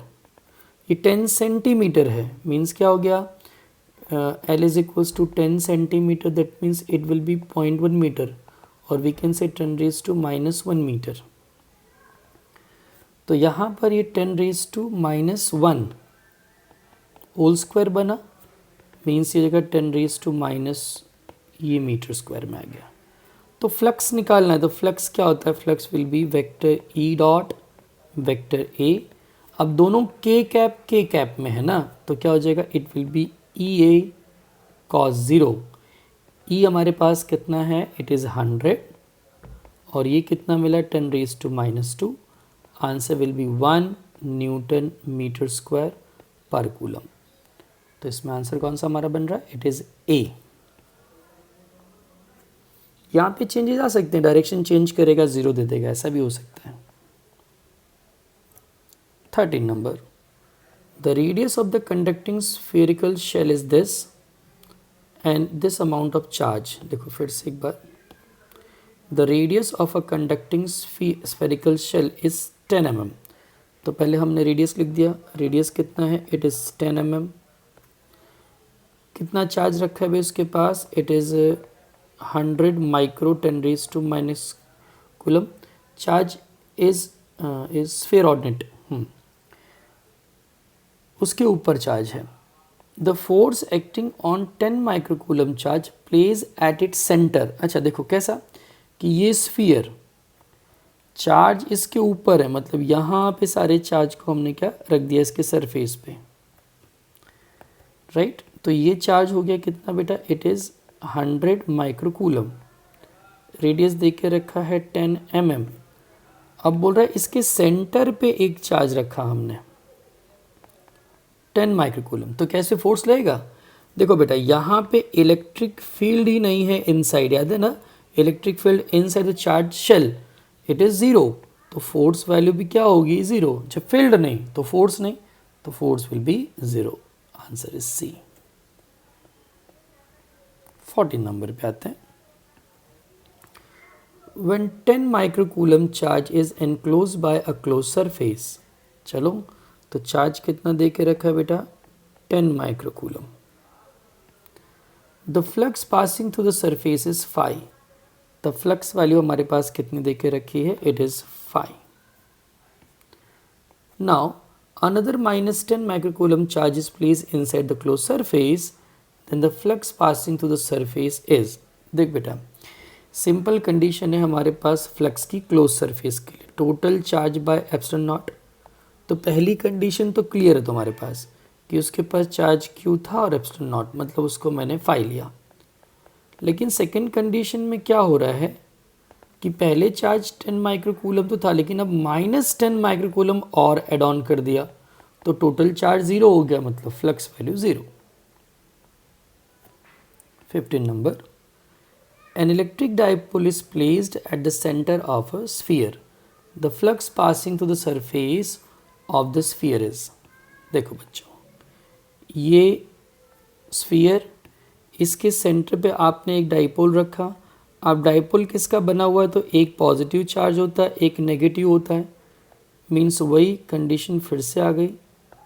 तो यहाँ पे Q minus Q by epsilon not मतलब 0, तो कोई भी वैल्यू मिलेगी नहीं, यहाँ पर भी फ्लक्स क्या होगा 0। नेक्स्ट 16 नंबर पे आते हैं, two sphere carrying charge Q hanging from same point of suspension with the help of threads of length 1 metre. चलो तो हमने ऐसे मान लिया कि भाई ये एक और ये एक है, ठीक। दोनों के नीचे अब हमने क्या कर दिया, स्फीयर बना दिया।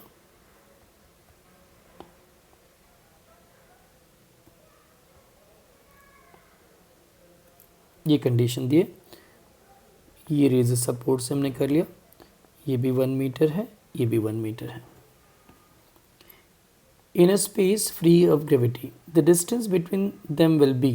देखो यहाँ पे चार्ज q है, ये तो सीन हमने लिया विदाउट चार्ज का। जैसे ही मैं इसको चार्ज क्यू क्यू दूंगा ये रिपेल करना स्टार्ट कर देंगे।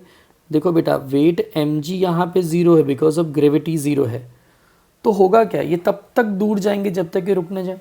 तो कब तक जाएंगे, ग्रेविटी है नहीं, मतलब ये मैक्स टू मैक्स कहाँ तक चले जाएंगे, जब तक ये पूरा थ्रेड दोनों साइड से एकदम स्ट्रेट ना हो जाए। तो अगर यहाँ से देखें तो ये 1 मीटर है, ये 1 मीटर है, तो इनके बीच का सेपरेशन कितना बन गया, 2 मीटर हो गया। Maximum separation will be 2 metre. ये रहा। देखो अगर ग्रेविटी होती, अगर ये नॉन ज़ीरो होता, तब आंसर क्या मिलता, कैन नॉट बी डिटरमाइन, मतलब हम बता नहीं सकते, ऐसा मेथड्स हैं उसकी पर हम कुछ कह नहीं सकते इस कंडीशन में। 17 number, 1 point electric charge q is placed at p। चलो हमने यहाँ बना दें point charge q placed at point p, तो हमने यहाँ पे चार्ज ले लिया q और ये पॉइंट का नाम दे दिया p। A close spherical surface is place near to this point p। इसके पास में एक क्लोज सरफेस बना दिया मैंने, लो ये रहा। The electric force flux passing through the surface of the sphere will be, force नहीं भाई सिर्फ फ्लक्स। तो क्या होगा, फ्लक्स का फॉर्मूला क्या होता है, summation of charge Q by epsilon not. तो ये तो ज़ीरो हुआ ना, क्योंकि यहाँ पे तो कोई चार्ज है ही नहीं, ये तो उस चार्ज के पास में है, चार्ज एनक्लोज होना चाहिए, तो एनक्लोज हुआ नहीं, इसका मतलब क्या, ये वैल्यू ज़ीरो हो गई। Next one, charge Q each is placed n minus 1 corner of a polygon of side n। अब देखो हम पॉलीगॉन नहीं बना पाएंगे, ये लेके हम मैक्स टू मैक्स क्या हेक्सागोन बना लेते हैं। चलो ठीक है ना, ये हेक्सागोन बनाया हमने। अब बोला n माइनस 1, मतलब एक छोड़ देना है आपको कैसे भी। तो यहाँ पर मैंने क्या किया, इन 5 पे रख दिया चार्ज, सब पे चार्ज क्यू है, इस पे भी क्यू, इस पे भी क्यू, इस पे भी क्यू, इस पे भी क्यू और इस पे भी क्यू है, ये इसका सेंटर है। The distance of each corner from the centre of the polygon is R. चलो ये डिस्टेंस भी देख के रखा है बेटा, देखो तो एक लाइन में आ रहे वाले, ये भी एक लाइन में आएंगे, ये भी एक लाइन में आएंगे, तो ये सब आर है, this is R, this is R, this is R, this is R, this is R. The electric field at its centre, अब देखो लॉजिक है, क्या होगा, इसका जो इलेक्ट्रिक फील्ड आ रहा है यहाँ से, वो ये नलीफाई कर देगा, मतलब इसके सामने वाला इसको कैंसिल कर दिया, इसके सामने वाले ने इसको कैंसिल कर दिया, सिर्फ एक ये बच गया जो इलेक्ट्रिक फील्ड प्रोड्यूस करेगा। तो कहाँ पर, इस पॉइंट पे, मतलब क्या, इस पॉइंट पे इस चार्ज के कारण प्रोड्यूस फील्ड। तो सिंपल हो गया ना, it is K Q by R square, तो ये हमारा हो गया इलेक्ट्रिक फील्ड। तो लॉजिक क्या हुआ कि जब एक कॉर्नर कम हो जाए तो सिर्फ एक चार्ज के लिए जो प्रोड्यूस फील्ड होगा वो हमारा आंसर आएगा। तो कौन सा ऑप्शन है हमारे पास, ये रहा।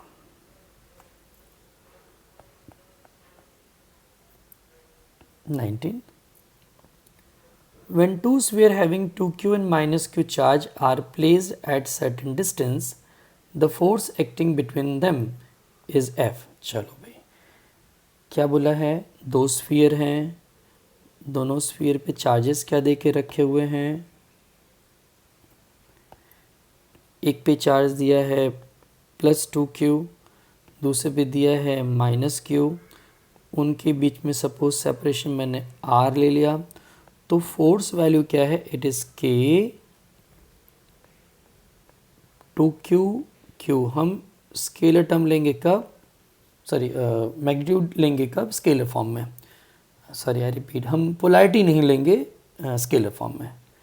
ये फोर्स वैल्यू एफ है, तो इसको मैं थोड़ा सिंप्लीफाई कर लूँ, ये हो जाएगा 2kq² बाय आर स्क्वायर, मतलब थोड़ा और इजी कर लें, I can write f/2 is equals to kq² by R square, right है। Now they are connected by conducting wire and again separated from each other. अब इनको क्या करना है, हमको कंडक्टिंग वायर से कनेक्ट कर लेना है। चलो यहाँ पे आ जाएं।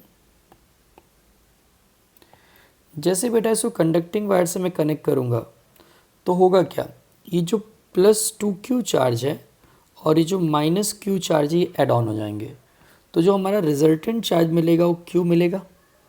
लेकिन ये चार्ज q दोनों पे डिवाइड हो जाएगा, मतलब इस पर q/2 हो जाएगा और इस पर q/2 हो जाएगा। मतलब अब अगर आप इसको डिस्कनेक्ट कर दें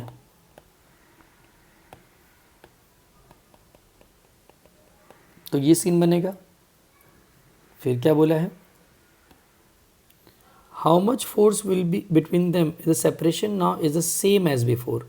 सेपरेशन नहीं चेंज करना है, सेपरेशन तो वही रखना है जो पहले था, मतलब आर ही रखना है। तो जो न्यू फोर्स होगा वो कितना होगा बेटा, it is K, here it is q/2, here it is q/2 divided by R square. Means क्या हो गया, ये k(q²/4 r²। तो बेटा अगर ये पार्ट देखो, ये कौन सा k(q²/r²), ये हमने पहले प्रूफ किया, इट इज़ f/2। तो मैं उस f/2 को अगर यहाँ ले आऊँ तो ये 4 के साथ मिलके क्या हो गया, f/8 हो गया। So this is f/8। तो हम इसका आंसर देखें अगर कहाँ पर है, it is here, it is f/8।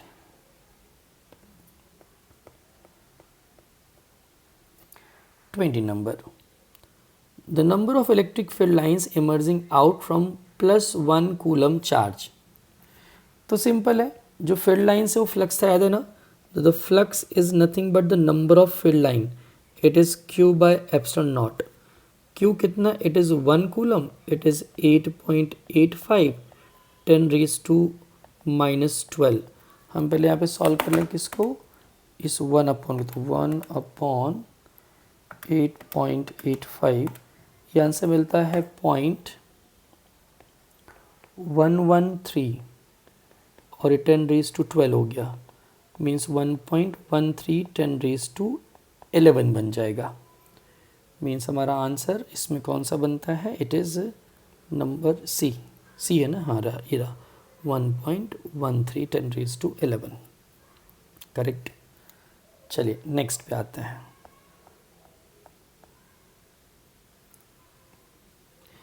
When 10⁻19 electrons are removed from neutral plate through some process, the charges on it becomes।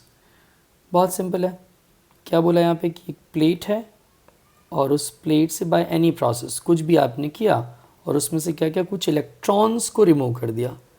जब आप इलेक्ट्रॉन रिमूव कर देंगे तो ये ऑब्वियस पॉजिटिवली चार्ज बन जाएगा। So charge on it becomes, तो क्या होगा, Q is equals to NE का फॉर्मूला। देखो इस पे कितना चार्ज है वो निकालना है, तो प्लस में आएगा ना, इलेक्ट्रॉन चला गया तो 10⁻19 चला गया और ये 1.6 10⁻⁻19 हर एक के लिए, तो प्लस 1.6 कूलम ऑफ चार्ज बचेगा इसके ऊपर, मतलब कौन सा, ये आंसर हमारा राइट हो गया।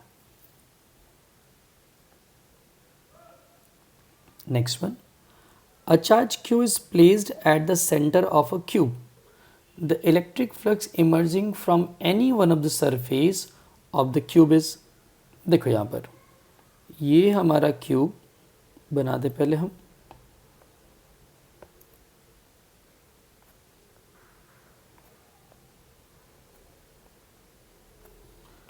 इसके सेंटर पे हमने चार्ज रखा, तो इस पूरे क्यूब ने तो इसको पहले क्या कर लिया भाई, एनक्लोज कर लिया। तो अगर मैं फ्लक्स टोटल की बात करूं तो q/ε0 हो गया। लेकिन इस फ्लक्स को किसने कवर किया, इस वॉल ने और टॉप और बॉटम ने, मतलब how many side, 6 sides of cube ने। तो अगर मैं हर एक फेस से निकालूं, मतलब ईच फेस निकालूं, तो यही जो 5 टोटल है उसका 6 पार्ट मिलेगा, मतलब q/6ε0। तो किसी भी एक सरफेस से अगर निकालना हो तो हमारा वैल्यू क्या मिलेगा, it is q/6ε0। Is it clear? तो आंसर क्या हो गया, इट इज़ डी।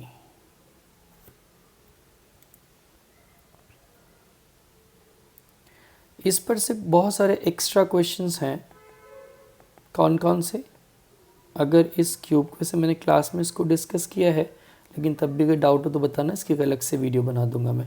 सरफेस पे, एज पे, कॉर्नर पे, सबके लिए अलग अलग है। देखो प्रैक्टिस करना अच्छा है, वो आ सकता है एग्ज़ाम में। 23rd number, the liquid drop of mass m has charge q, what should be the magnitude of electric field E to balance this drop।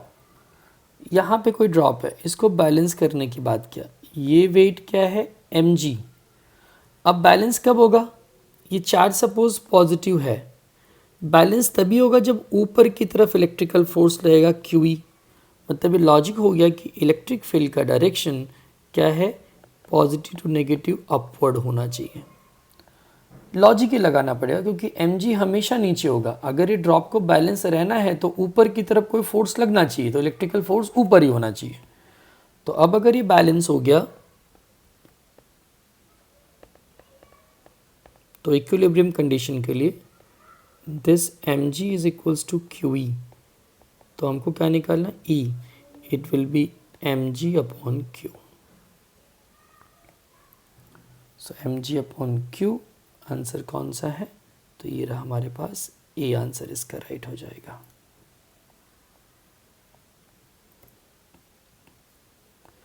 As shown in the figure, electric flux associated with the closed surface।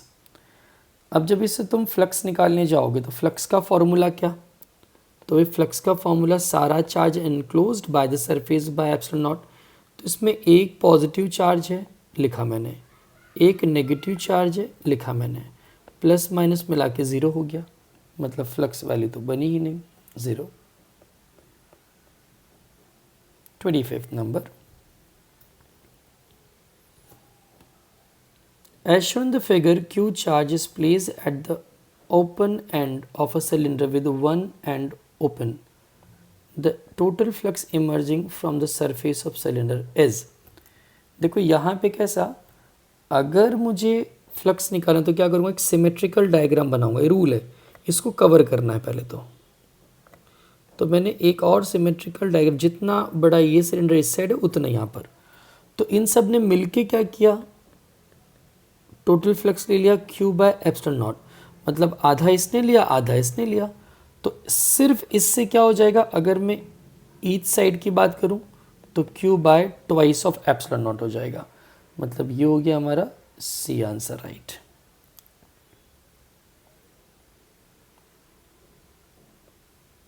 देखो अब तो मैं ना थोड़ा सा मैं एक और कुछ एडिशनल सम चला दूं इसमें, जस्ट अ मोमेंट, सेट कर देता हूं मैं।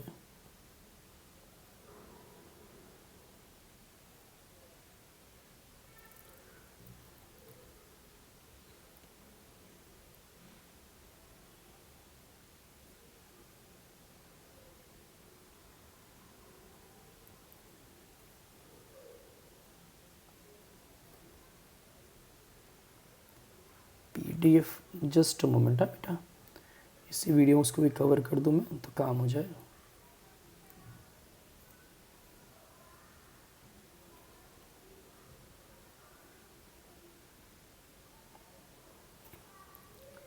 इन सबको बराबर प्रॉपरली करना, बार बार वीडियो देखना, MCQ कॉन्सेप्ट आ जाएगा, क्लियर हो जाएगा। तो और भी सम्स हैं, और भी सम्स में भेजूंगा, उसको भी करना है आपको।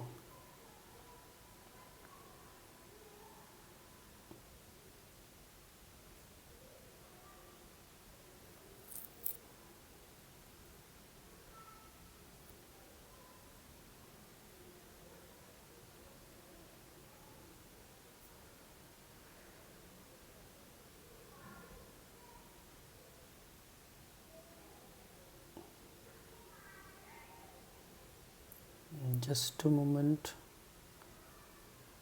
एक PDF ले लूँ।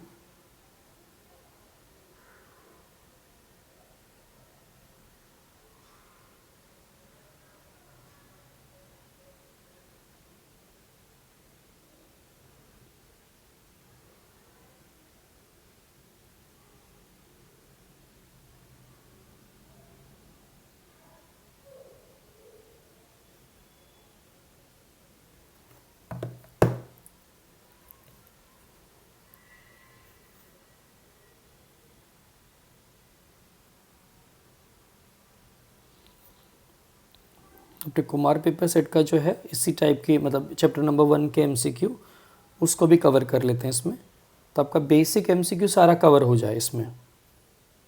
बाकी के एक्स्ट्रा हम बाद में करेंगे क्लास में, डाउट्स पहले वीडियो रख दूंगा मैं।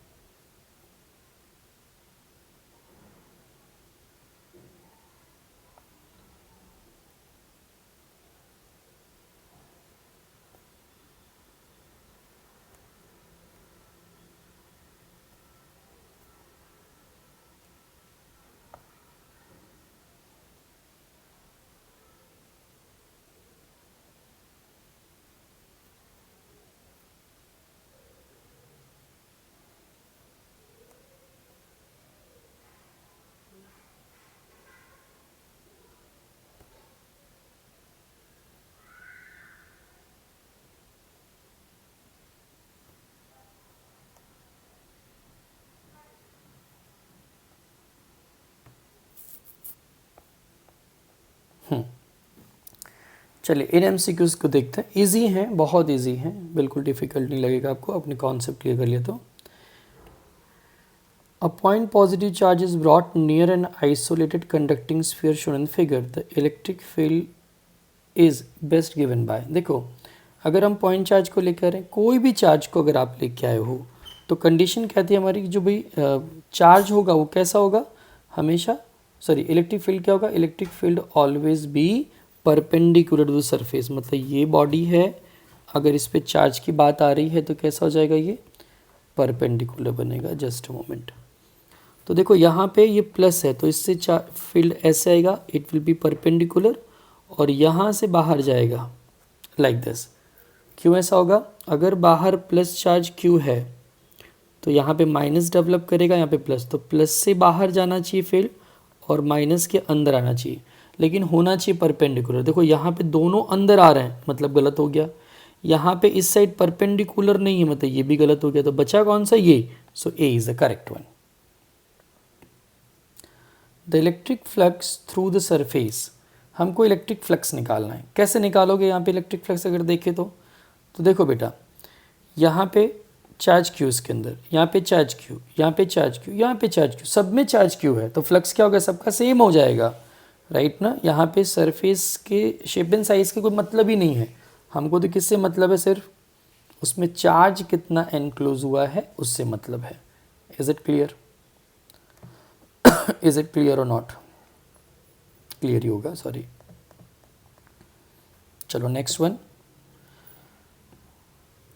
There are two spheres having same charge q and radii are 2r. What will be the charge on each sphere if both connected and then separated? देखो मैंने अभी पहले इसके MCQ में बताया था, आइडेंटिकल अगर नहीं है तो क्या होगा, तो समझना। यहाँ पे दो स्फीयर दिया, एक स्फीयर ये और दूसरा स्फीयर इससे बड़ा है, दोनों पे पहले चार्ज तो क्या है, सेम है। अब जैसे दोनों को कंडक्टिंग वायर से मैं कनेक्ट करूंगा तो दोनों का पोटेंशियल सेम हो जाएगा। ध्यान रखना, पोटेंशियल सेम होने का मतलब के क्यू बाय आर सेम होगा, के क्यू बाय आर सेम होगा, लेकिन न्यू चार्ज हो जाएगा ना, अब पुराना चार्ज थोड़ी रहेगा, चार्ज रीडेवलप हो जाएंगे।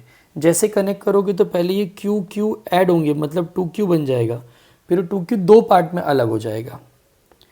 अब अगर मैं यहाँ पे q1 dash is equals to लिखता हूँ q2 डैश बाई 2 बचेगा, क्योंकि ये r कैंसिल हो गया बेटा, मैं q1 dash by q2 dash is equals to 1/2 लिख सकता हूँ। अब नोटिस करो, मैं अगर ऊपर ऐड कर दूँ, कॉम्पोनेंडो करूँ, तो ये कंडीशन हो जाएगी 1 + 2/2 हो गया। अब ये दोनों चार्ज को आप ऐड कर दोगे तो आएगा तो ओरिजिनल चार्ज ना भाई, पहले चार्ज q था, बाद में q1 डैश और q2 डैश बना, पर टोटल चार्ज तो 2q ही रहेगा। तो ये q2 dash is equal to कितना हो, 3/2। मीन्स मैं चाहूँ तो इस q2 डैश को सब्जेक्ट लूँ तो कितना हो गया, इट इज़ 4q/3। कैसे, क्रॉस मल्टीप्लीकेशन बायो स्टूडेंट्स। अब ये आ गया तो q1 डैश कितना हो जाएगा बेटा, तो q1 डैश होगा 2q में से आप q2 डैश को माइनस कर दो, मतलब 4q/3, तो क्या बन गया ये 6 माइनस 4 मतलब क्या हो जाएगा 2q/3। तो 4q/3 एंड 2q/3। तो कौन सा ऑप्शन करेक्ट दिख रहा है आपको, ये रहा। Next one, the relation between the intensity of the electric field of the electric dipole at distance r from the center of the axis at distance, the distance r is given by it is proportion to r cube। हमने पढ़ लिया था पहले theory part में, इसको correct है। चलो next one, 5th number पे आते हैं। The dimensional formula of the electric field intensity भी तो आपको डायरेक्टली लर्न कर लेना है, ठीक है, लेकिन तो भी आप इसको फाइंड कर लेना एक बार। The electric dipole placed uniform electric field, तो यूनिफॉर्म इलेक्ट्रिक फील्ड में होगा तो क्या हो जाएगा, रिजल्टेंट फोर्स हमेशा क्या बनेगा, जीरो। बोलो, हाँ सॉरी नॉन यूनिफॉर्म है तो it can not be zero, means torque on dipole may B zero. Sigma and rho are the surface and volume charge densities respectively on the charged sphere. So ये अच्छा है, देखो sigma क्या हो गया surface और रो क्या हो गया वॉल्यूम। यहाँ पे चार्ज स्फीयर की जगह पे ना मेटल देना चाहिए था उसको कि मेटल बॉडी पर, लेकिन अगर एग्जाम में यही कही आ जाए तो आप मेटल ही मान के चलना। तो कोई भी मेटल बॉडी को हम चार्ज करेंगे बेटा तो चार्ज कहाँ आ जाएगा, उसके सरफेस पे आ जाएगा, अंदर चार्ज नहीं रहेगा। तो उस बेस पे हम क्या कह सकते हैं इसको कि भाई चार्ज कहाँ पर है, चार्ज अंदर नहीं है पर सरफेस पे तो है ना, मतलब सरफेस पे जीरो नहीं हो सकता, अंदर जीरो। ये मेटल के लिए, मेटल ना हो तो दोनों कंडीशन बन सकती, ध्यान रखना, इसीलिए क्लियर बोल रहा हूँ कि मेटल होगा तो आंसर बी राइट है, अदरवाइज डी आंसर राइट बनेगा। A conducting sphere of radius 10 centimeter has an unknown charge. If the electric field at 20 centimeter from the center of the sphere is this, देखो क्या बोला कि भाई एक sphere है, उसका रेडियस कितना है 10 सेंटीमीटर, ये आर, चलो इसको कैपिटल आर ले लूँ मैं, वहाँ से कितना 20 सेंटीमीटर दूर, मतलब जिसको मैं स्मॉल आर बोल रहा हूँ, वहाँ पे इलेक्ट्रिक फील्ड दिया। ये तो आउटसाइड हो गया ना बेटा, तो आउटसाइड के लिए क्या था, इट इज़ KQ/r²। तो क्या फाइंड करना है हमको, radially inward, what is the net charge. देखो इनवर्ड का मतलब माइनस होगा, तो ये तो कंफर्म हो गया कि हमारा आंसर या तो ये होना चाहिए, ये होना चाहिए, प्लस तो हट गया, माइनस आएगा। चलो मुझे Q निकालना है तो Q को सब्जेक्ट ले लूँगा, यहाँ पे ER²/K। चलो E कितना, इट इज़ 1.5 10⁻³ R कितना है 20 सेंटीमीटर है, 10⁻² whole square divide by 9 into 10⁻৯। सॉल्व करना, दोनों में से एक आंसर आ जाएगा, कैलकुलेशन तो कर सकते हैं आप। An infinite line charge produces a field of this value at distance this centimeter, the linear charge density। देखो लाइन वाला कंडीशन आ गया कि एक यूनिफॉर्मली चार्ज लाइन है, तो फॉर्मूला क्या था उसके लिए, E is equal to 2k λ/r। मुझे निकालना लैम्बडा, तो lambda is equal to ER/2k। E है 9 इंटू 10⁻⁴। डिस्टेंस r कितना दिया, it is 2 centimetre 10⁻², 2 and this is 9 into 10⁻², it is 9, तो 2 2 कैंसिल, 9 9 कैंसिल, तो कितना हो जाएगा ये 9 10 11 और ये वैल्यू जाएगी, मीन्स इट विल बी 10⁻⁻7। कितना, हाँ -7 होगा ना, -7 चेक कर लो भाई, ये -2 है, ये -9, it is -11 and +4 is 10⁻⁻7, correct. अच्छा इसमें ऑप्शन नहीं है, कोई बात नहीं। 10 number, an electric dipole with dipole moment this value.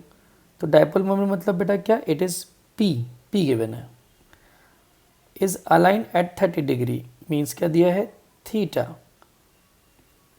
With the direction of uniform electric field magnitude this, calculate the magnitude of the torque acting. तो simple formula torque का formula क्या, the tau is equals to PE sin theta, it is 30, P कितना है बेटा, it is 4 into 10⁻⁻⁹ E कितना है, सो E is 5 into 10⁻⁴ and this will be by 2, 1/2 होगा, तो ऊपर 20/2 मतलब 10 रह जाएगा, -9 10⁻⁴ हो गया।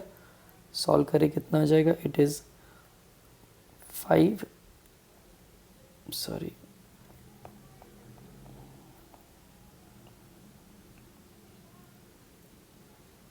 इट इज़ 4 5 मतलब -5 -4 बचेगा, so this will be 10⁻⁻⁴। Next one सब सेकेंड पेपर का है बेटा। Figure shows electric field line in which an electric dipole P plays as shown. Which of the following statement is correct? देखो बेटा, ये electric field line सब टेढ़ी टेढ़ी देखो क्रॉस में जा रही, मतलब यहाँ पे क्राउडेड है, यहाँ पे रेयर है, मतलब ये नॉन यूनिफॉर्म हो गया। अब नॉन यूनिफॉर्म इलेक्ट्रिक फील्ड में क्या है कंडीशन, बताओ क्या होता है। तो देखिए यहाँ पे क्या, the dipole will not experience any force, नहीं गलत, फोर्स तो रहेगा भाई। The dipole will experience a force towards side, अच्छा राइट और लेफ्ट देखना है। देखो ये स्ट्रॉन्गर साइड हुआ, ये -q है, ये +q है, ये पॉजिटिव ये साइड है, ये नेगेटिव साइड है, तो ये नेगेटिव वाला यहाँ पे इसकी तरफ ज़्यादा अट्रैक्ट होगा इसके कंपेयर में। तो मतलब क्या हो गया कि भाई डाइपोल कहाँ पर, लेफ्ट साइड की तरफ फोर्स ज़्यादा फील करेगा, मीन्स ये फोर्स हो गया। मालूम पड़ा ना बेटा, ये माइनस चार्ज है, इलेक्ट्रिक फील्ड का पॉजिटिव टर्मिनल है, मतलब ये ज़्यादा अट्रैक्ट करेगा इस side. Second number, a point charge +q is place at distance d from an isolated conducting plate. The field at the point p on the other side of the plane is. देखो यहाँ पर हमने कोई particular distance पर रखा charge को एक plate से, तो मैंने ये प्लेट बना दिया, यहाँ पे मैंने एक प्लस चार्ज रख लिया, तो ये प्लस चार्ज के कारण क्या होगा, यहाँ पे माइनस आ जाएगा, यहाँ पे प्लस आ जाएगा। तो इलेक्ट्रिक फील्ड डायरेक्शन की बात करनी ना यहाँ पे, ओके डायरेक्शन, चलो चेक करते सारे आंसर को। Directed perpendicular the plane and away from the plane, very correct, हाँ बिल्कुल। जब उसने इस साइड कोई पॉइंट बोला है तो पॉजिटिव क्या करेगा, फील्ड को बाहर निकालेगा ना। तो फिर से ये पॉजिटिव चार्ज रखा, तो प्लेट पे इस साइड नेगेटिव क्या करेगा, ये अट्रैक्ट करेगा, इसके अपोजिट चार्ज यहाँ पे पॉजिटिव बनेंगे, और पॉजिटिव हमेशा फील्ड को बाहर निकालता है। तो इस पॉइंट पे इलेक्ट्रिक फील्ड क्या हो गया, हमेशा अवे हो गया और परपेंडिकुलर टू द प्लेन हो गया। A hemisphere is uniformly charged positively. The electric field at point on the diameter away from the center is directed. मतलब कैसा, ये हमने एक हेमिस्फीयर बनाया, यहाँ पे फील्ड निकालना, देखो इन सब के ऊपर चार्ज है, यहाँ पे सब के ऊपर, तो फील्ड कैसा होगा, इस तरह हम पहले इसको अच्छे से ड्रॉ कर लें। देखो ये इधर गया, ये इधर गया, इधर इधर इधर इधर इधर इधर, तो इसका नेट डायरेक्शन क्या आएगा, यहाँ पर आएगा। ये नेट डायरेक्शन हो गया इलेक्ट्रिक फील्ड। कैलकुलेशन भी है पर इसको करने की ज़रूरत नहीं डायरेक्शन के लिए। तो क्या हो गया, it is perpendicular to the diameter, ये तो कंफर्म हुआ, तो it is perpendicular to the diameter. ये सारे डायरेक्शन टेढ़े मेढ़े दिख रहे हैं, इसका रिजल्टेंट आ जाएगा, हमने थ्योरी में बहुत बार पढ़ा हुआ है, दो डायरेक्शन का रिजल्टेंट निकालने का।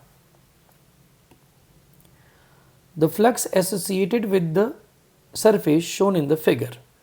चलो स्टार्ट करें, इस फिगर के लिए क्या हो जाएगा, देखो यहाँ पे अंदर क्या दिया, एक अप है दो डाउन है, तो एक अप दो डाउन मतलब अप डाउन डाउन, ये तो न्यूट्रॉन है, और न्यूट्रॉन का चार्ज वैल्यू क्या होता है 0, तो फ्लक्स फाई क्या हो गया, summation charge Q by epsilon not मतलब 0 आ जाएगा, तो इस पर कोई भी फ्लक्स बनता नहीं है।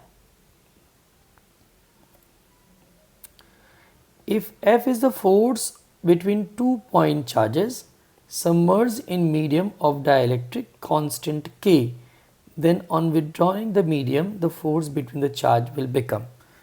देखो यहाँ पे अपना फॉर्मूला स्टार्ट करने का, हमारे पास क्या था, F medium is equals to F vacuum by K।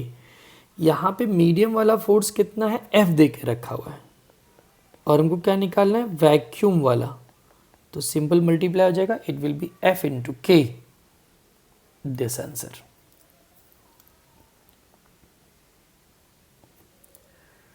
Next one, the number of field lines emerged out from 1 milli. देखो वहाँ पे 1 कूलम था, ये 1 मिली के लिए हो गया, तो आप कर सकते हो सिंपली 1 मिली आ जाएगा बस। तो सेम एज अबव, अबव मतलब इसके पहले हमने सॉल्व किया नंबर वाला, number of n is equals to था ना बेटा, q by epsilon naught. SI unit of the electric intensity, तो यूनिट्स आपको लर्न करने हैं, क्या क्या होता है वैसे, एक होता है न्यूटन पर कूलम, एक होता है वोल्ट पर मीटर। तो यहाँ पे क्या हो जाएगा इसका, वोल्ट पर मीटर हो जाएगा बेटा ये वाला। An electric dipole is at 30 degree with uniform electric field is this one. The torque acting on it is 4 Newton meter. If length of dipole is 2 centimeter, then what will be the charge on at one end of the dipole? क्यों निकालना है? देखो question बहुत easy है, थोड़ा सा बस घुमा दिया उसको।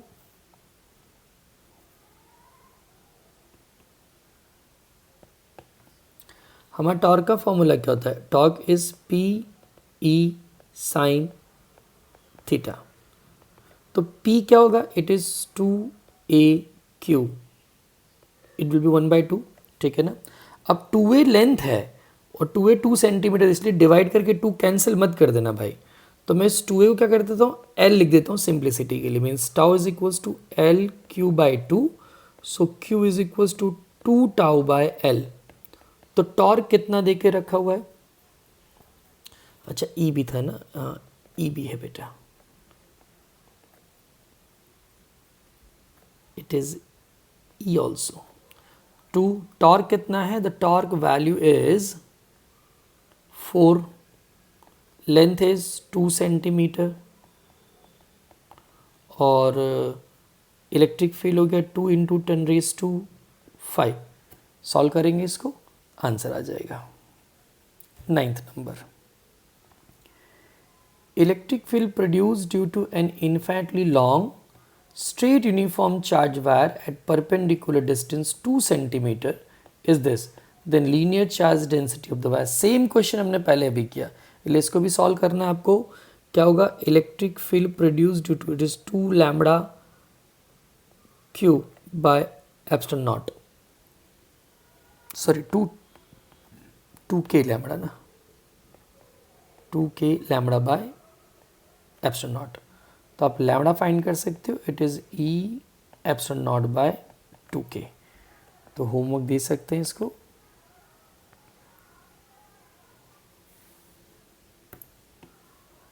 A uniformly charged conducting sphere of 2.4 meter diameter has surface charge density of this.